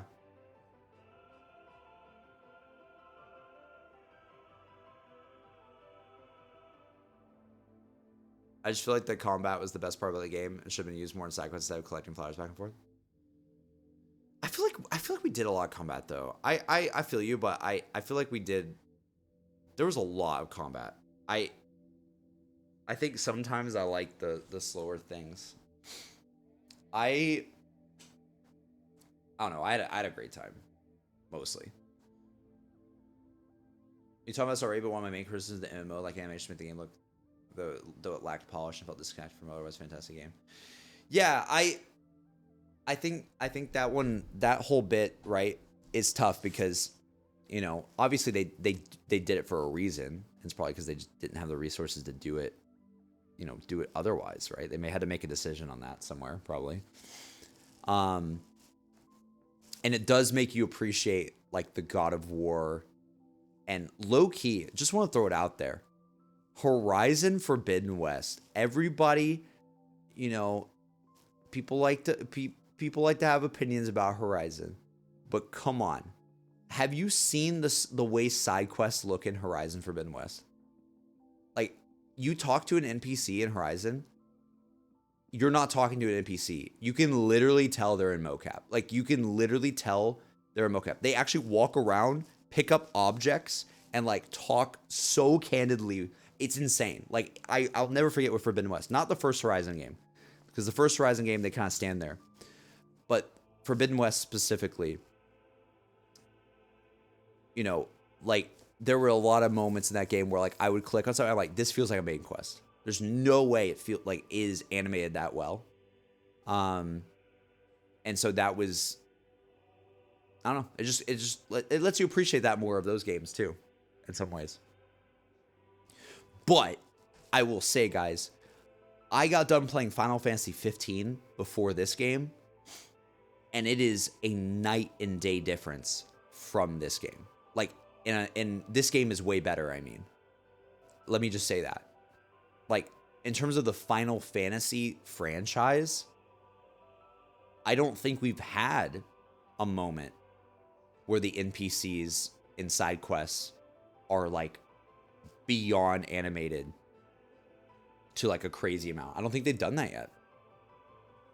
And not to judge it based on the franchise, but like, I'm just telling you, in Final Fantasy 15, I would go to a side quest vendor.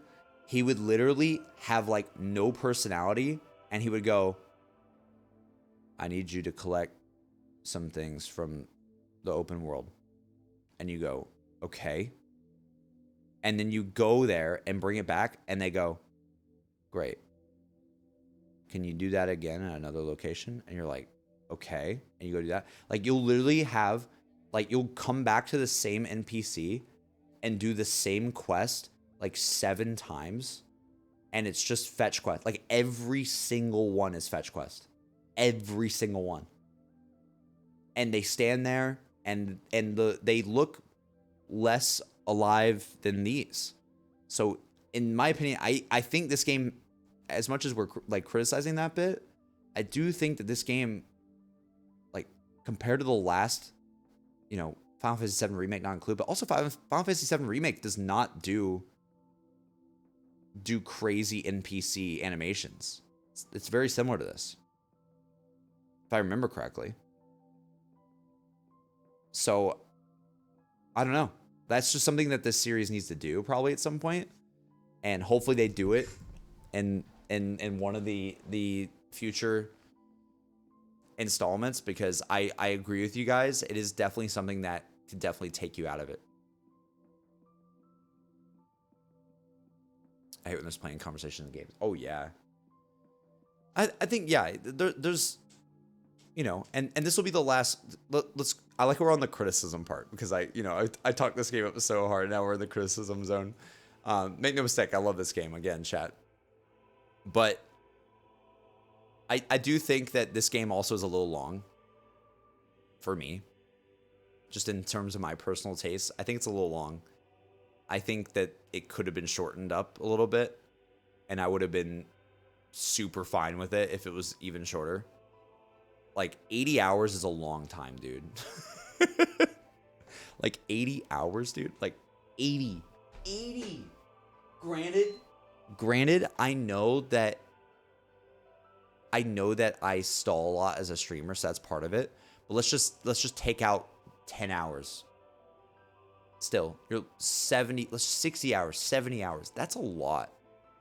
And I don't mind long games, but I think, like, it's to everybody's point. It's like, was all those side quests needed? I don't know. I'm not sure. Did I have to do them? No. But it definitely extended the game like a long, long time. And I think the game felt way longer with me doing the side quest, like obscenely longer than everybody else's playthroughs. Like, some of my friends were saying they beat the game at like 50 hours, 60 hours, that kind of thing. And I'm like, what are you I'm 75 hours into the game, and I'm not even close. You know what I mean? Like last stream, I ended on like 75 hours. So tonight, I'm definitely beyond that. I'm over 80. So, yeah, again, yeah, side quests and doing the bounty board and all that. Yeah, for sure. But yeah, I think it could have been trimmed down a little bit. It's kind of like my same thing with like Last of Us 2. Like I really like Last of Us 2, but I think that game is a little long as well and didn't have to be as long. And I also think that I just think the gaming industry, I think it's also a thing about the gaming industry right now. I think there's a lot of really long games. And it's kind of overwhelming me a little bit. So on like the grander scheme of things, I'm like, you know what? You know what would be great? Just a nice 8-hour game. Like that'd be great. Just like, can someone make that? Like just a nice 8-hour game that comes out. That would be nice. Like every single game is amazing, and it's like 70 hours long, and I'm like, oh my god, I don't have time for this. I just don't. Like this is a big effort to get through all on stream. I also don't much in terms of criticism. I love long stories and I connected easily. Also, there's some bias since this is the first game I honestly cried to. Yeah. Your pointer, JC, is why God of War remains more compelling for me than Final Fantasy from a purely cinematic standpoint. Oh, I can totally see that, 100%. I think, again, weirdly enough, though, I think I like this game more. Dude, it's crazy. I love this game, though. I love this game so much. Like, I'm going to remember this game so much, dude. Like, it's gonna be in my head for a while. It's gonna be in my head for a very long time.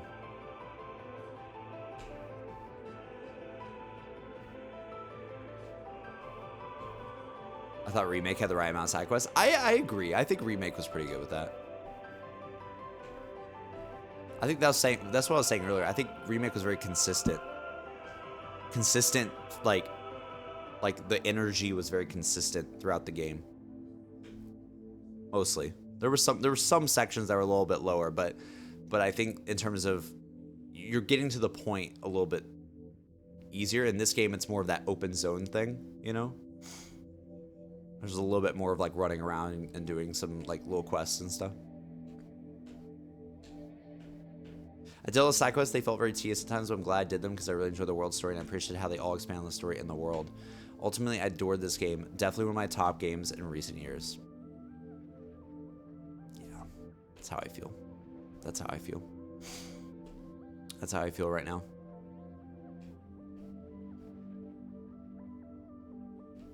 Except I might love it more, I'm not sure. I definitely agree. It's one of my top games in recent years, for sure. Oni, I can't answer anything about the job right now. I'm sorry. Wish I could. The story is more meaningful to me in God of Wars, though. Yeah, I mean, it's hard not to love, man. It's hard not to feel the connection and the sympathy for Clive and all of his friends. Sorry, I'm looking at like gameplay as this audio is playing. It's really hard not to connect with. Like, Clive is such a good character. Like, what the heck? Why is Clive so good? I was bawling, chat, at the end. I didn't want that to happen. I was shook. I did not want anything to happen to my boy. I was shook, dude. Whether he's alive or dead, I don't know, but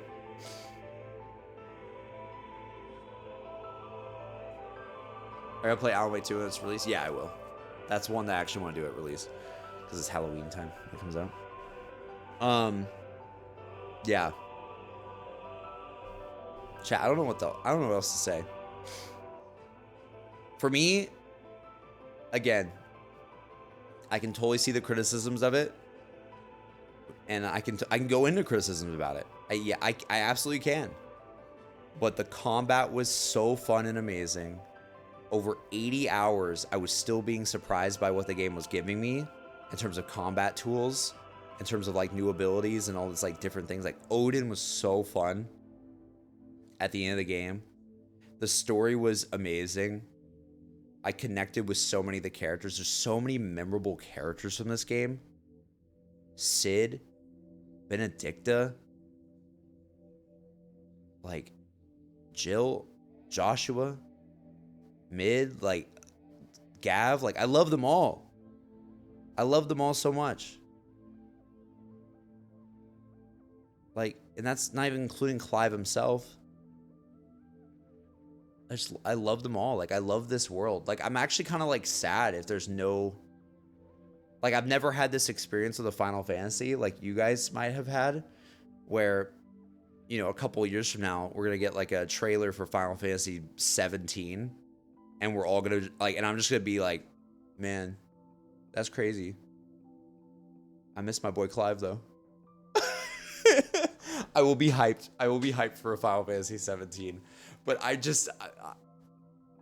wish that they could make a sequel, weirdly enough.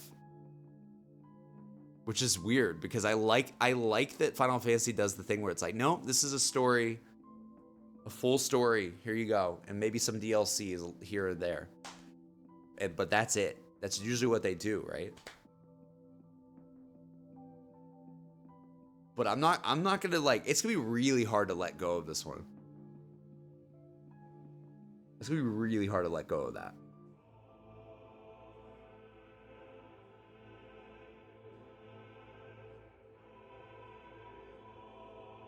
It's gonna be really tough. Really tough. It's almost 4. It's 4 a.m. Oh my god. It's gonna be really, really tough to process all of this. I have so many thoughts. I mean, you guys saying overall rating again? Like, I don't. It's hard to give something an overall rating because I don't want to be a game reviewer. I just want to be someone who gives thoughts about games, right? But again, I would say for me, it's a 10 out of 10, and it's a top 10 video game I've ever played, even with things that I actually do agree could have been better. Somehow, I stand by that feeling. Like, I think that I'm going, like, genuinely, like, I love this game so much that I want to find like sound effects from the game and like use it as our alerts on Twitch.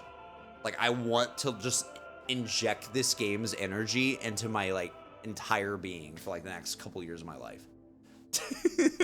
like instead of like the donation sound being like Misty from like 10 years ago, like it should be like Jill or Clive or something. You know what I mean? Like that's what I want. That's what this game has done to me. It is all I think about. It's all I really have thought about the last like 2 months or so in gaming.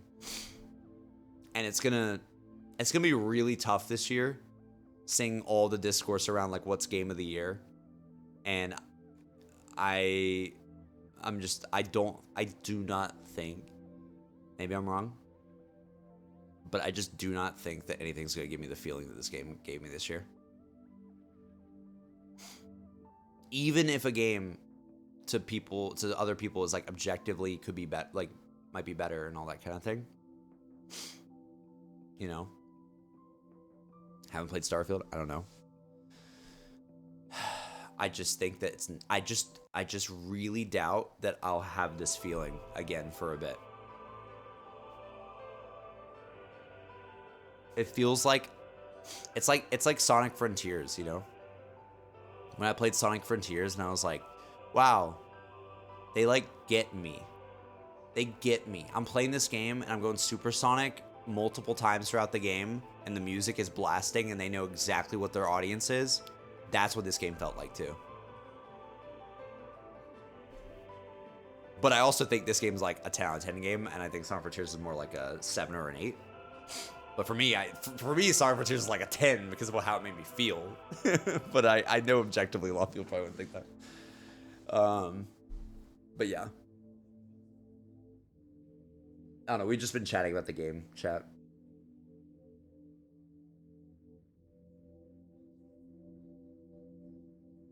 It's all about immersion, bro. Developers creating it and a group of players meshing with it. Every masterpiece has a group of people who are in it the whole time, and it's one of their all-time faves. Some were brought out for one reason or another, and some who could never get into the first place were all different. Oh, absolutely. True. I think the thing for me is I need to stop talking. Holy hell. But let me just say this.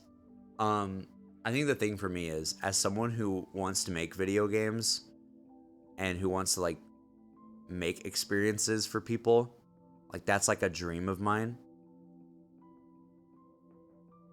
This game like just inspires me so much. Not in like a way of like I want to make a game just like this. That's not really what I'm talking about, but like the feeling of happiness that I felt playing this game, like if I could somehow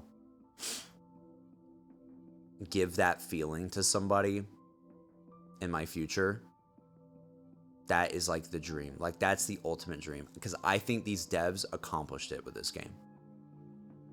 For all its critiques we can go down and all this kind of stuff, it's like you're saying, Hawk, they absolutely accomplished something with this game.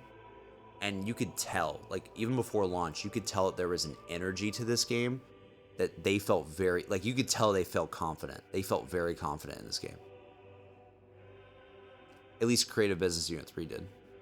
You can just tell. The devs were having a blast in all the panels talking about this game.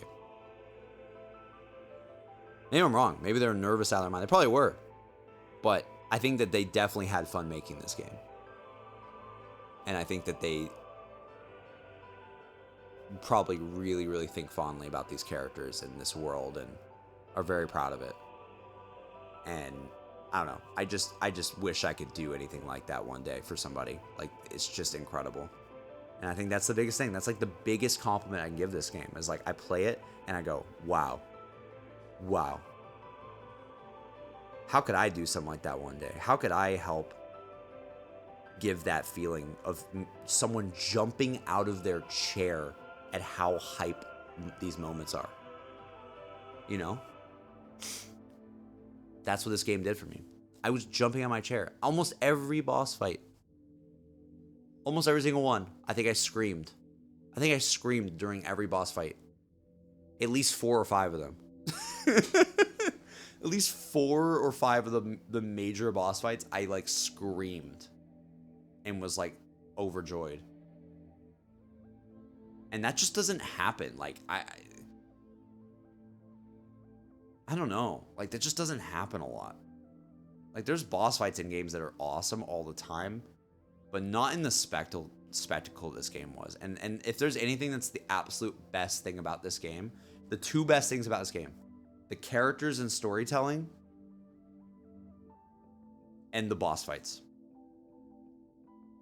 The 2, like, that is by far the 2 best things about this game. And then after that, the combat. But, and again, that's pretty much what makes a game, right? But the boss fights I have to put like at the top, because if they didn't have the boss fights that they did, this would be a very different game. I would have a very different feeling about it. But because the boss fights are the way that they are, it's just it elevates everything. It elevates everything.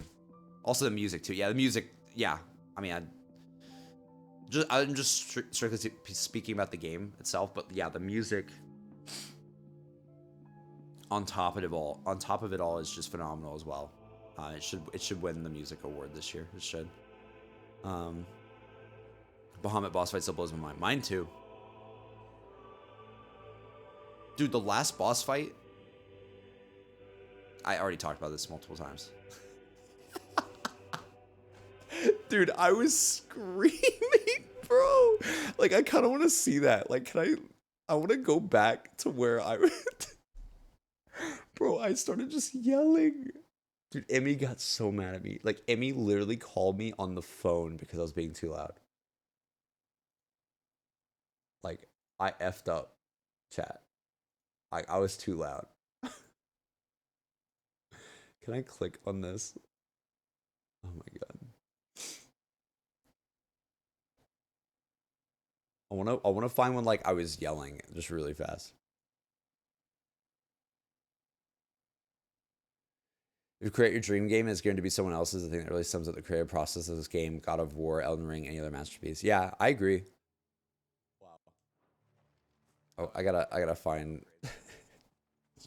Sorry, spoilers to the end of the game.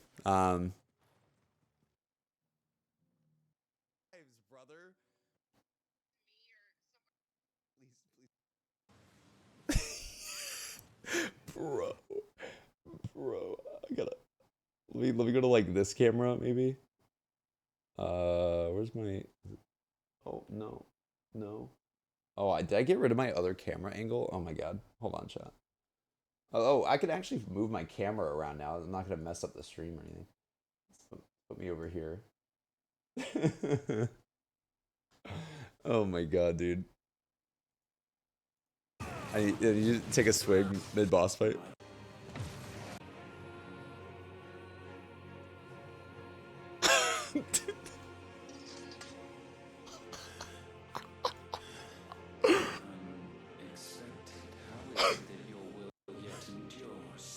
Because it's not so easily broken. Tell him! Tell him! No, it can't! And I shall see it so. For such is my will. Is it here? What? What is that? What is that? What is that? It's when Find the Flame played. Right? Oh yeah, my voice is cracking all throughout the playthrough. I brother. That's it.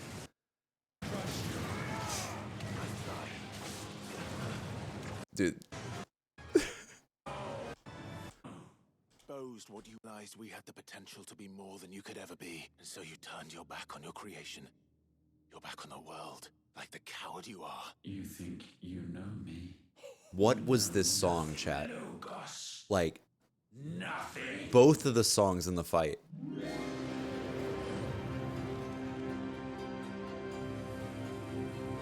What? Like, what? It's not over? I'm so happy it wasn't over.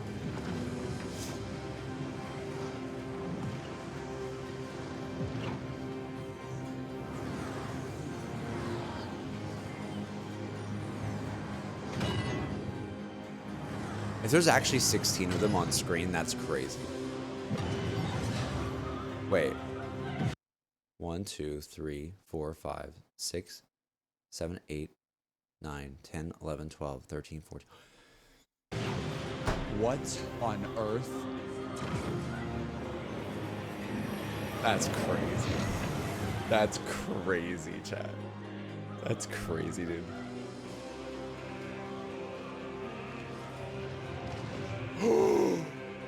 Bathed in light, I stand above you, my rebirth complete. Looks so cool. And you, for your defiance, shall pay the proper price. An eternity of anguish. That music right there. That music right there. Like, what is that, dude? For your defiance shall pay the proper price. An eternity of anguish. Anguish. Pain. Suffering. You have known none of these. But we have. So we know what they grant. They bring us together. And that makes us strong. Let's go! Let's go, baby! Let's go! Oh my god, dude. Oh my god. Whoa! What? That's definitely what woke Emmy up. That's definitely what woke her up, dude, when I got grabbed by Garuda. Oh my god. I did not know he had that. That's so funny. Whoa! What? What? Oh my god. Oh my god! You have all my friends' powers? That makes sense. That makes sense. Nice try. Oh my god. Oh my god. Oh my god. Yo, Garuda. I got that too though. Hold on. No. Oh my god. Get in. Dude, how do you do that? Time. Fight. So.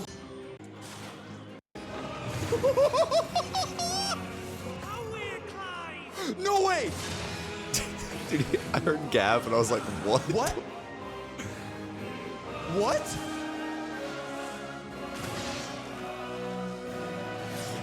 Gav?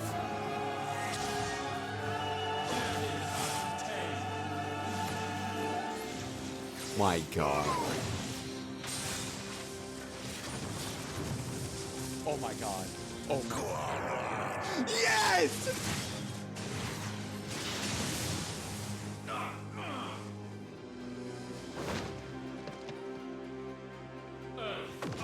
Dude, oh my god. Oh my god. What are they doing?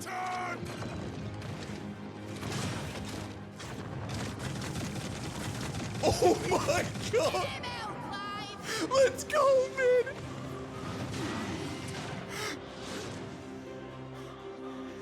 It's absolutely insane. Look at the color here. Oh my god. Look at this game!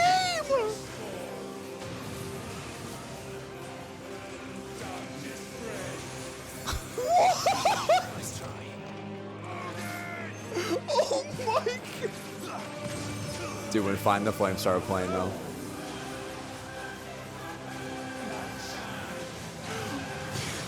I just blocked that!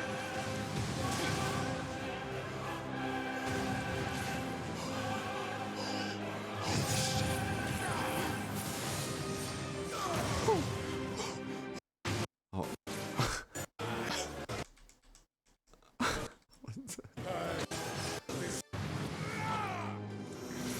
Oh, wait, hold on. 15 hours, sheesh. I'm glad I found you on YouTube with your FF16 content. It was such joy to watch you play and get your reactions. Finally, you finished the game and shared your thoughts about it. I'll definitely watch more of your videos. Dude, I don't know why it always cuts out when it's a long message. I'm sorry. I'll definitely watch more of your vids and streams. Rest well, JC in chat. Love the vibes, y'all. Dutch, thank you for being here for that long. My God, you're an absolute champ. Thank you so much. I'm so glad you enjoyed it. I really am. The VODs will be there eventually, and we'll be playing some Persona soon and maybe dabbling with Starfield a little bit. So feel free to stop by anytime, and we'd be glad to have you. But, dude, thank you so much. You're too kind. Thank you. Have a great night, man. Oh, my God. Oh, I just want to see when Find the Flame happens again, and then I'm satisfied.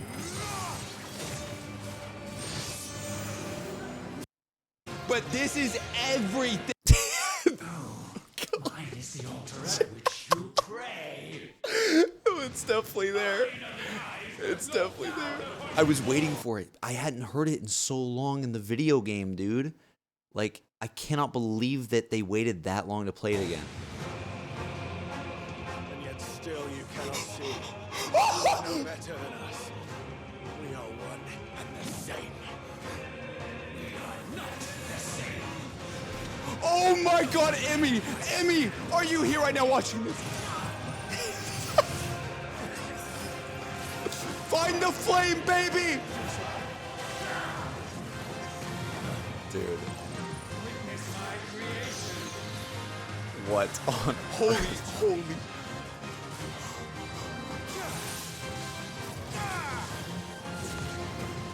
Oh my God.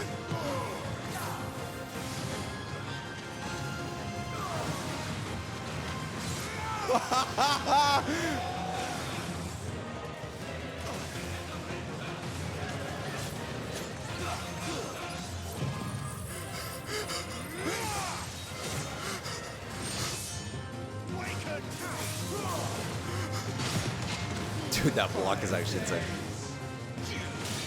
Dude, I want to play this boss fight again. This boss fight is so fun. Whoa.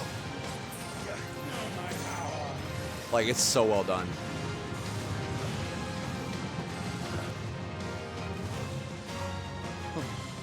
Oh my god.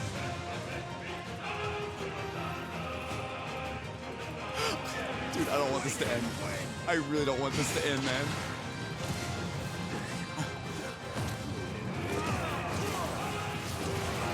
Bro. I want to see when I start like yelling down the mic.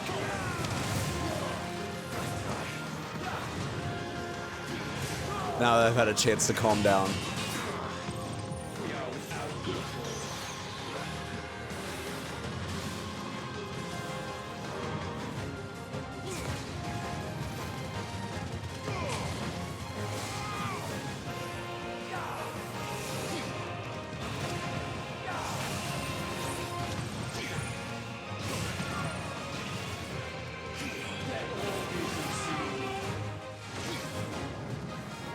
Dude,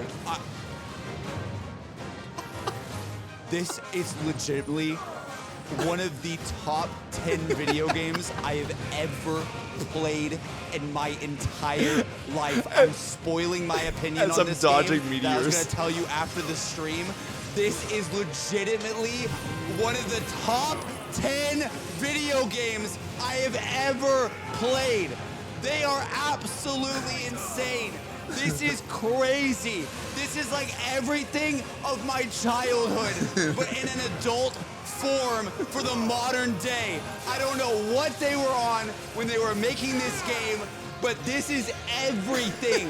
This is crazy. I literally can't even believe my eyes the more I keep playing this. Like, I don't want this to end. I'm 80 hours into the game. It's not over. How is it still going? How are we still playing? I don't know. I just, like, like, I just go, I. how can anyone think this game isn't good? I literally, I do not know. I literally pity them. I pity them, chat. This is insane, dude. Like, oh my god. They waited so long to play Find the Flame again. They waited so long and it was perfect. It was perfect.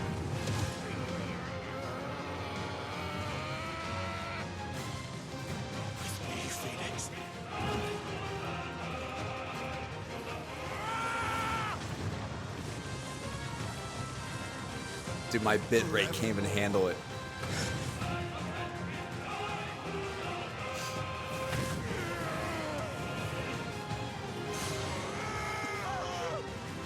Dude.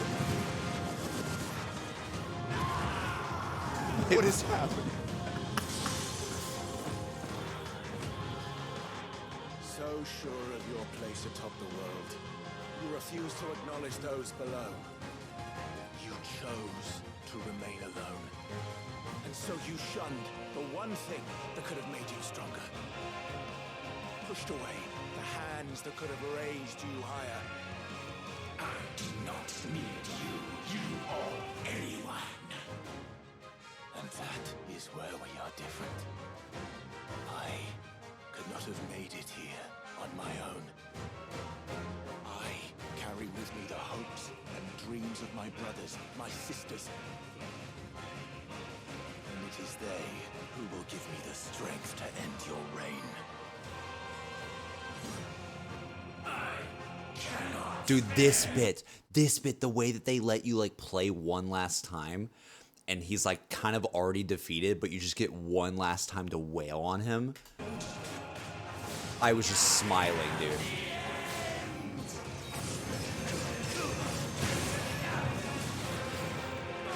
Holy.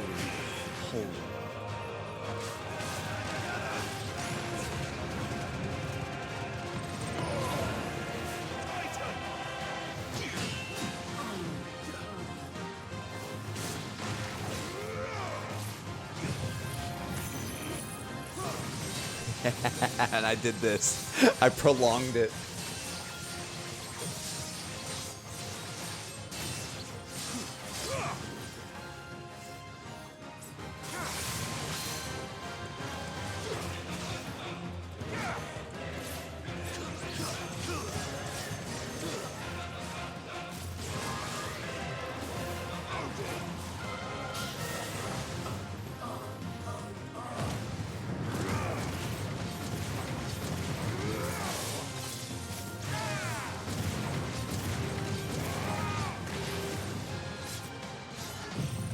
See ya in the next one.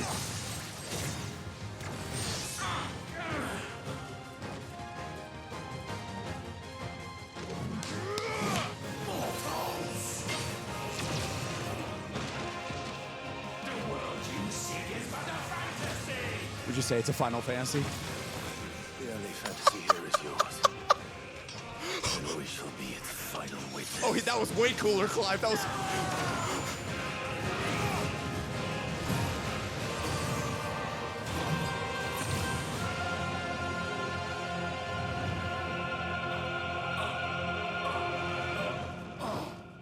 I said, it's over.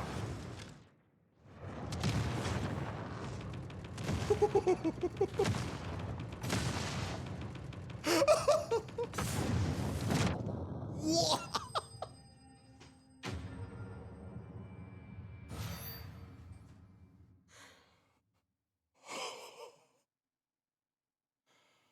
Oh my god. Dude. Me texted me and she said, "You're being so loud. Can you close the door?" And I need y'all to know that the door's been closed for the last hour. It's already been closed. I'm gonna be in so much trouble tomorrow, chat. Chat, I'm gonna go get in bed at like 5 a.m. She's gonna be like, "What happened?" It's already been closed. She thinks the door's open because it's been so loud. Oh no. Oh my god. Oh my god, dude. Jesus Christ. It's, dude, honestly, watching that again, rewatching that again, chat. Yeah, still, easily one of the best video games I ever played. Top 10. Don't know where it goes in the list, but top 10. That fight.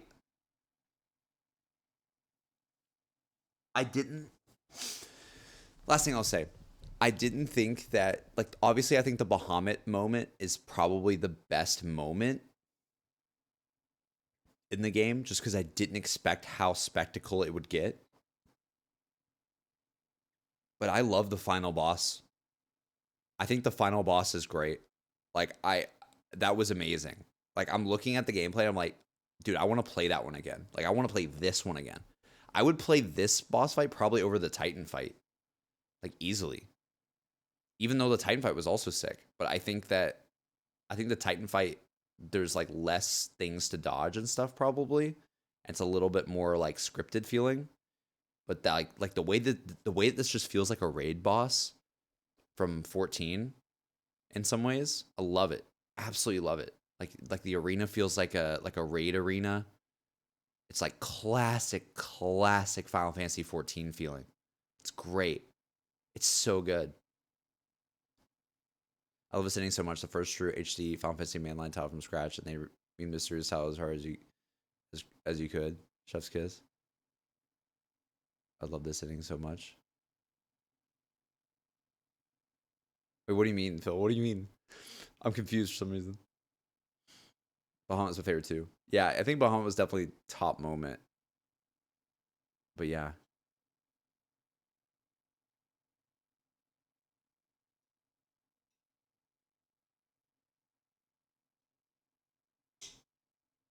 I related a lot with Clive in this because I honestly would act the same way if I lost my... Yeah. Look at Aaron in the chat. Aaron literally wrote, "And now we cry." I did not see that. I did not see that, bro. Aaron literally wrote, "And now we cry."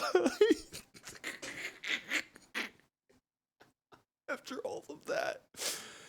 Oh my god, dude. Oh. Juan says, "I'm glad that Dev Success made you really love this game despite all the flaws the games have. All the flaws the game has." Yeah. No, I mean, you gotta look at it from the dev perspective, right? And I just think about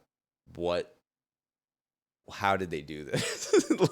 like how, I don't, like, for all the criticisms that you can make about this game, dude, like like God of War. I think God of War Ragnarok is also one of the best video games I've ever played.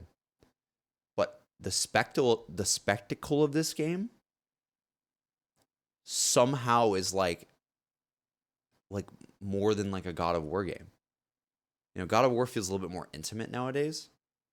Like it's a little bit more grounded, a little bit more. But there's something about the spectacle of this game where I'm just like, dude, how? Is my console gonna explode? Like that's what it feels like. Like it feels like it feels like it's too powerful. I remember when reviews were coming out for this game when it first came out, and there were reviewers that were saying that they actually got like the overheat warning multiple times. I'm like, dude, that's crazy. I never had that problem, but I'm like, that's crazy. like your PS5 just becoming a free. Oh man. I told him his habit is about to be gone. Yeah, the console itself says that. Yeah, I think like the console will give you a warning, which is actually pretty cool. Like if it's like overheating or something, or if it's, say there's a lot of stuff like you put things over your PS5 and it's like, you know, covered or something, it might be like, hey, we're overheating here. But apparently there were some reviews that said it did that. And everybody's like, what? In what fight? It must have been like Bahamut or something. I don't know. But yeah. The Final Fantasy series tile meme I just meant. The world you seek is but a fantasy. The only fantasy is yours. And we shall be its final one. Is that they just went there. Hammy, ridiculous, and glorious. Yeah, I love that they went there. I love it. I did not like. I was memeing in the moment. I was like, "Oh yeah, say this is your Final Fantasy." He kind of did. Oh my god.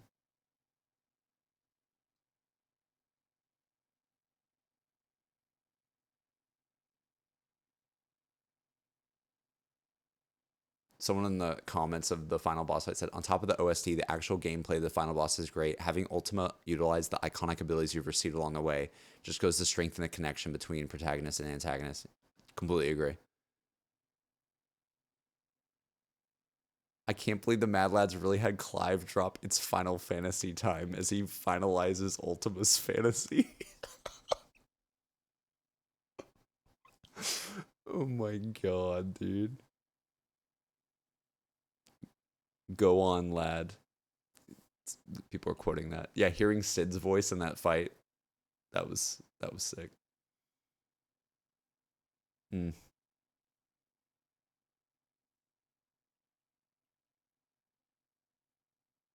It's cool to see this theme back once Ultima accepts their truth. That's so true. It's like the opposite, right? Like what exactly happens?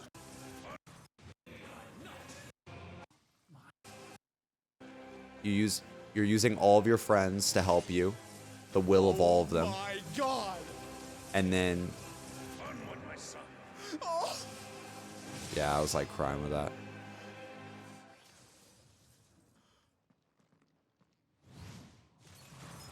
No, mine is the altar at which you pray. Mine are the eyes that look down upon you all. And yet still you cannot see. Dude, Clive knows he's won at that moment too. It's so great. We are one and the same. God. Oh my god, Emmy! Emmy!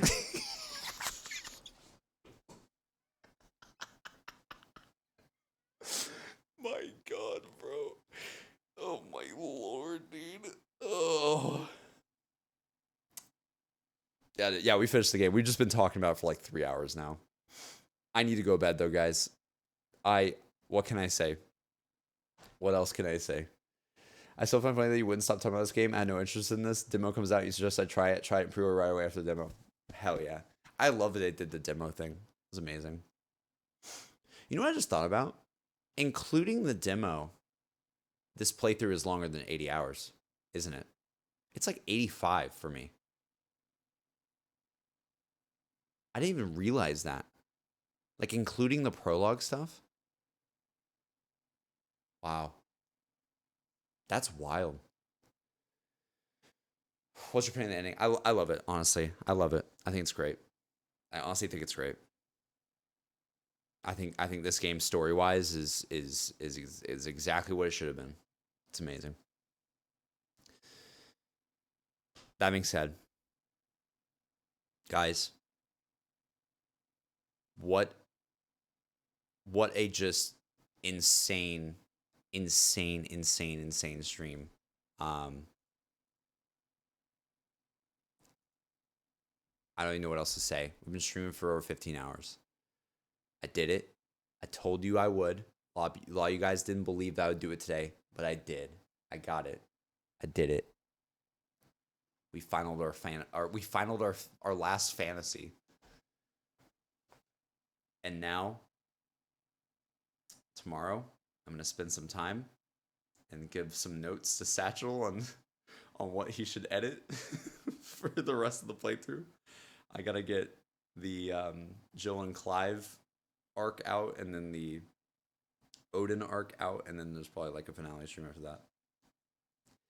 But in terms of me being on camera, being super, super high energy, well, high energy is debatable. We'll see. But on camera, normal stream, it's gonna be Persona 5 once again, returning after months on the next arc after the gym teacher. On the other side of things, I might be doing some Starfield here or there though this week. But if I play Starfield, it's more of like, hey, I'm streaming and my face cam's off and we're just vibing. Very different.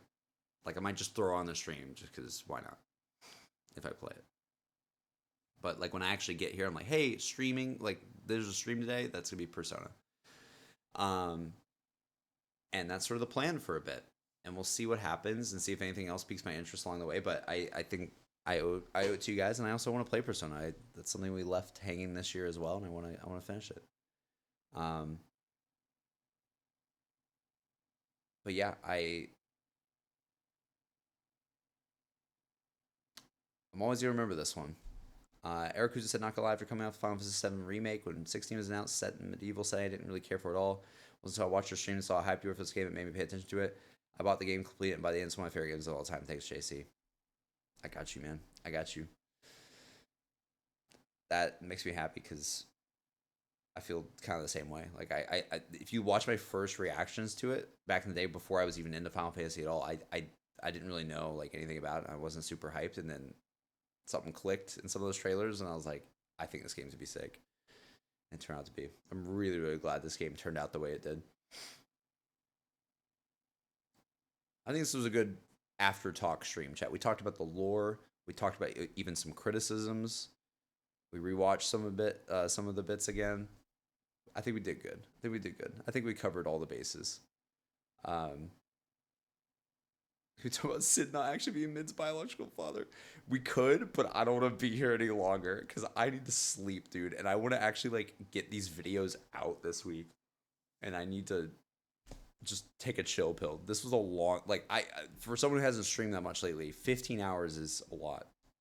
And I also didn't feel like, I haven't felt that good this weekend. I was also sick. I'm still sick. Weirdly enough, I know it might not sound like it, but I'm definitely more nasally and all that. And chat knows. Trust me, if you were here earlier on the stream today, you know I literally was a wreck. Like, this way the stream is so long today is because I was like sick so much during the stream. So I don't know what happened. Hopefully I feel better tomorrow, but I'm sure I get some sleep. Hopefully that whatever that was is gone. I don't feel like I need to throw up again. But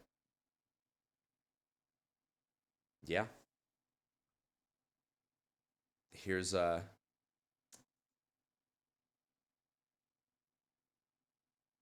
I'll just say this first. Guys, thank you for being here. To everyone. Whether you're watching the VOD right now, whether you were here 10 hours ago and you fell asleep and you couldn't make it through all the way and then you're watching the VOD now, that's all good. Or you're here now in the late hours of us chatting when I can barely form a sentence because my brain's not working anymore. Thank you for being here. Thank you for being here for any of the episodes. And thank you for being here even a month or two ago when I was streaming this at launch. I know there were so many people streaming this game when it came out. And it really meant a lot to me that a lot of people were watching my reactions, whether it was on YouTube or Twitch. I can't even express it enough. This is the one game that I have felt really, really happy with like posting on YouTube in terms of like variety content, like doing a playthrough on YouTube. I don't do that ever. This is the one game where I actually posted like my playthrough episodes of doing, and it actually did well. Now, will the last episodes do well because it's been a month? Probably not, to be honest. If you want to support them and help me out, it'd be great. But I don't expect them to do that well because I think, you know, the hype for this game is over for some people, right? Especially like maybe my ending one will do well, but the other ones probably won't do as well. We'll see though. But yeah, again, so sorry the playthrough took so long. But this has been an absolutely fantastic playthrough. And I think we can all kind of agree that, you know, no matter your thoughts on the game, it was really, really fun to vibe. And, you know, like I said, the vibes, right? Like that video I was showing you guys, like the vibes for this game were just on another level. And thanks for bearing with me while I overreact and get super hyped and get super, you know, crazy and insane. And I hope you don't think it's I hope you don't think it's super unprofessional of me when I freak out and stuff. Because I always worry about that because I do have like more of a professional job nowadays, but then I get on stream and just freak out about Final Fantasy at night. It's like, what are you doing? Like, you need to calm down, man. So like, hopefully I was still, you know, not completely insane where it's like cringe. But yeah, I just really appreciate it. I really do stand by what I say about this game, and I'm not just like I don't get anything out of saying that this game is a 10 out of 10 or an amazing game or that kind of thing. Like they haven't sponsored me or anything like that. I would love if Square hit me up sometime. I was like, hey, you want to do some Final Fantasy sometime? I'd be like, yeah, sure. But I'm not sponsored by them or anything like that. And I don't work for them, by the way, chat, just to let you know. If you're wondering what my job is, I don't work for them. I just genuinely love it. I genuinely love it. And this game just makes me fall in love with video games in such a way that's really hard to explain. And you know, it means a lot to me. This game really meant a lot to me. And I'm really going to be sad thinking about the fact that the story's now over. Like, what? Maybe the DLC will extend some things. We'll see. I'm glad there's DLC coming, but just what a journey, dude. I don't even know how this game is as amazing as it is. But yeah, aside from talking about how great the game is, again, chat, I think this game not only is amazing, but it's been really fun to stream it and share it with you guys. And trust me, I wouldn't be up at 5 a.m. talking about that right now if I didn't believe it. I really, really can't express how fun it's been to share the love of the game and just talk about it and talk about the design things and talk about why this boss fight was so sick, why it reminded me of Sonic Adventure and all this kind of stuff. And yeah, that's pretty much it. The reaction to the best part, JC. I appreciate y'all. Y'all are really kind. Thank you. Steve says, thanks, JC. Hands down the best Final Fantasy 16 playthrough stream. So glad it introduced me to you. You're a brilliant streamer. Dude, I appreciate it, guys. I almost like don't have the words. Like I'm like stuttering because it's so late at night. My brain is like barely working. But I appreciate it. Y'all are so nice.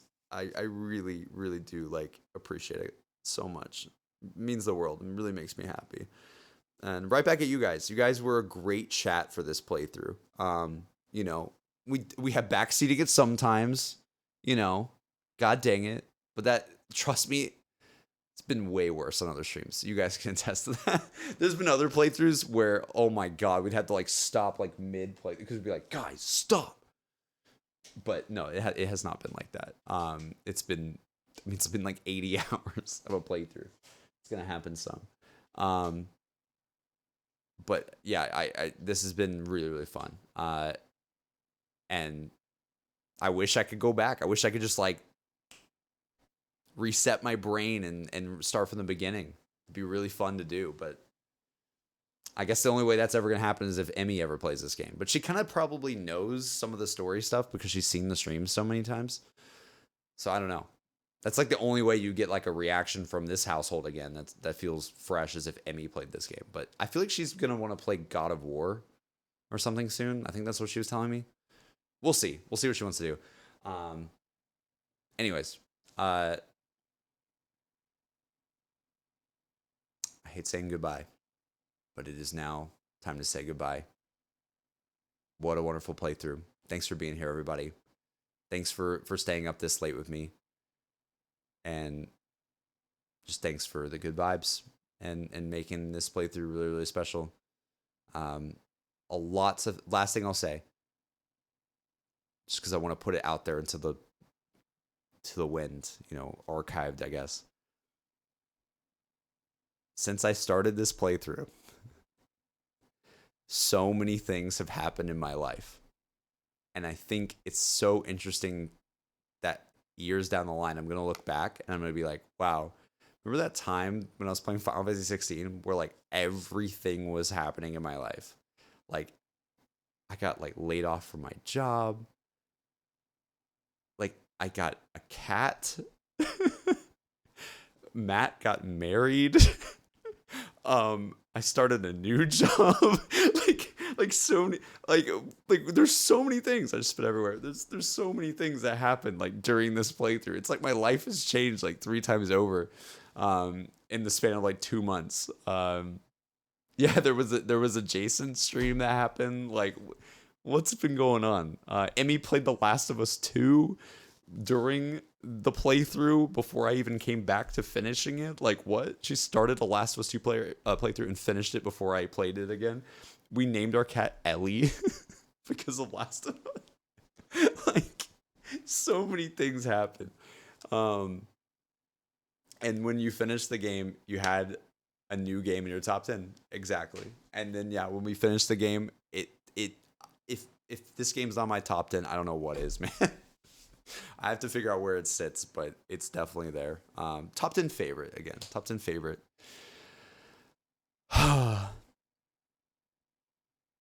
Goodbye. Goodbye. There will be more Final Fantasy on the channel, I'm sure, at some point. Whether it's playing the OG Final Fantasy VII, because I want to do that, playing Crisis Core and some of that before Rebirth comes out. And also, of course, the DLCs for this game and all that sort of thing. But just stay tuned because I will definitely be playing more games. As always, like my variety streaming self. And that's going to be sort of the play is Persona and all that on Twitch for a little bit. Maybe dabbling in some Starfield. But then on the YouTube side of things, there's going to be a lot of VODs that are about to come out for Final Fantasy. So if you missed any of these streams the past couple of weeks, past month or so, there's probably about like 3 VODs that will hopefully be made. I'm hoping, as long as Satchel can do it for me. I just don't have time to edit myself, to be honest. But I'll see if I can get those out pretty soon. And so if you guys want to relive any of the journey, feel free. But that is going to do it for me. Good night, guys. I have talked long enough. Thank you for the insane stream. Literally 15 minutes and 33 hours. Will always remember this. Making it a moment before moments go away. Thanks for being here this late. Also, we got gifted like, what? It was like $1,500 of gifted subs during this stream. You guys are way too nice to me. that was insane, and I think we all haven't even like. I feel like I talked about that less than I should have. That was insane. That was absolutely insane. Yeah, on top of those bits, and on top of the normal people subbing and helping out with the stream, just absolutely insane. Again, shout out to me and ZCY for all those gifted subs. That was absolutely incredible, and I didn't deserve that. Have a good night. Thank you all so much for all the support for this entire playthrough. It will go down in history as one of my favorites, and also one of the longest. The only stream that's been longer than this is Elden Ring for like a full playthrough. It's crazy.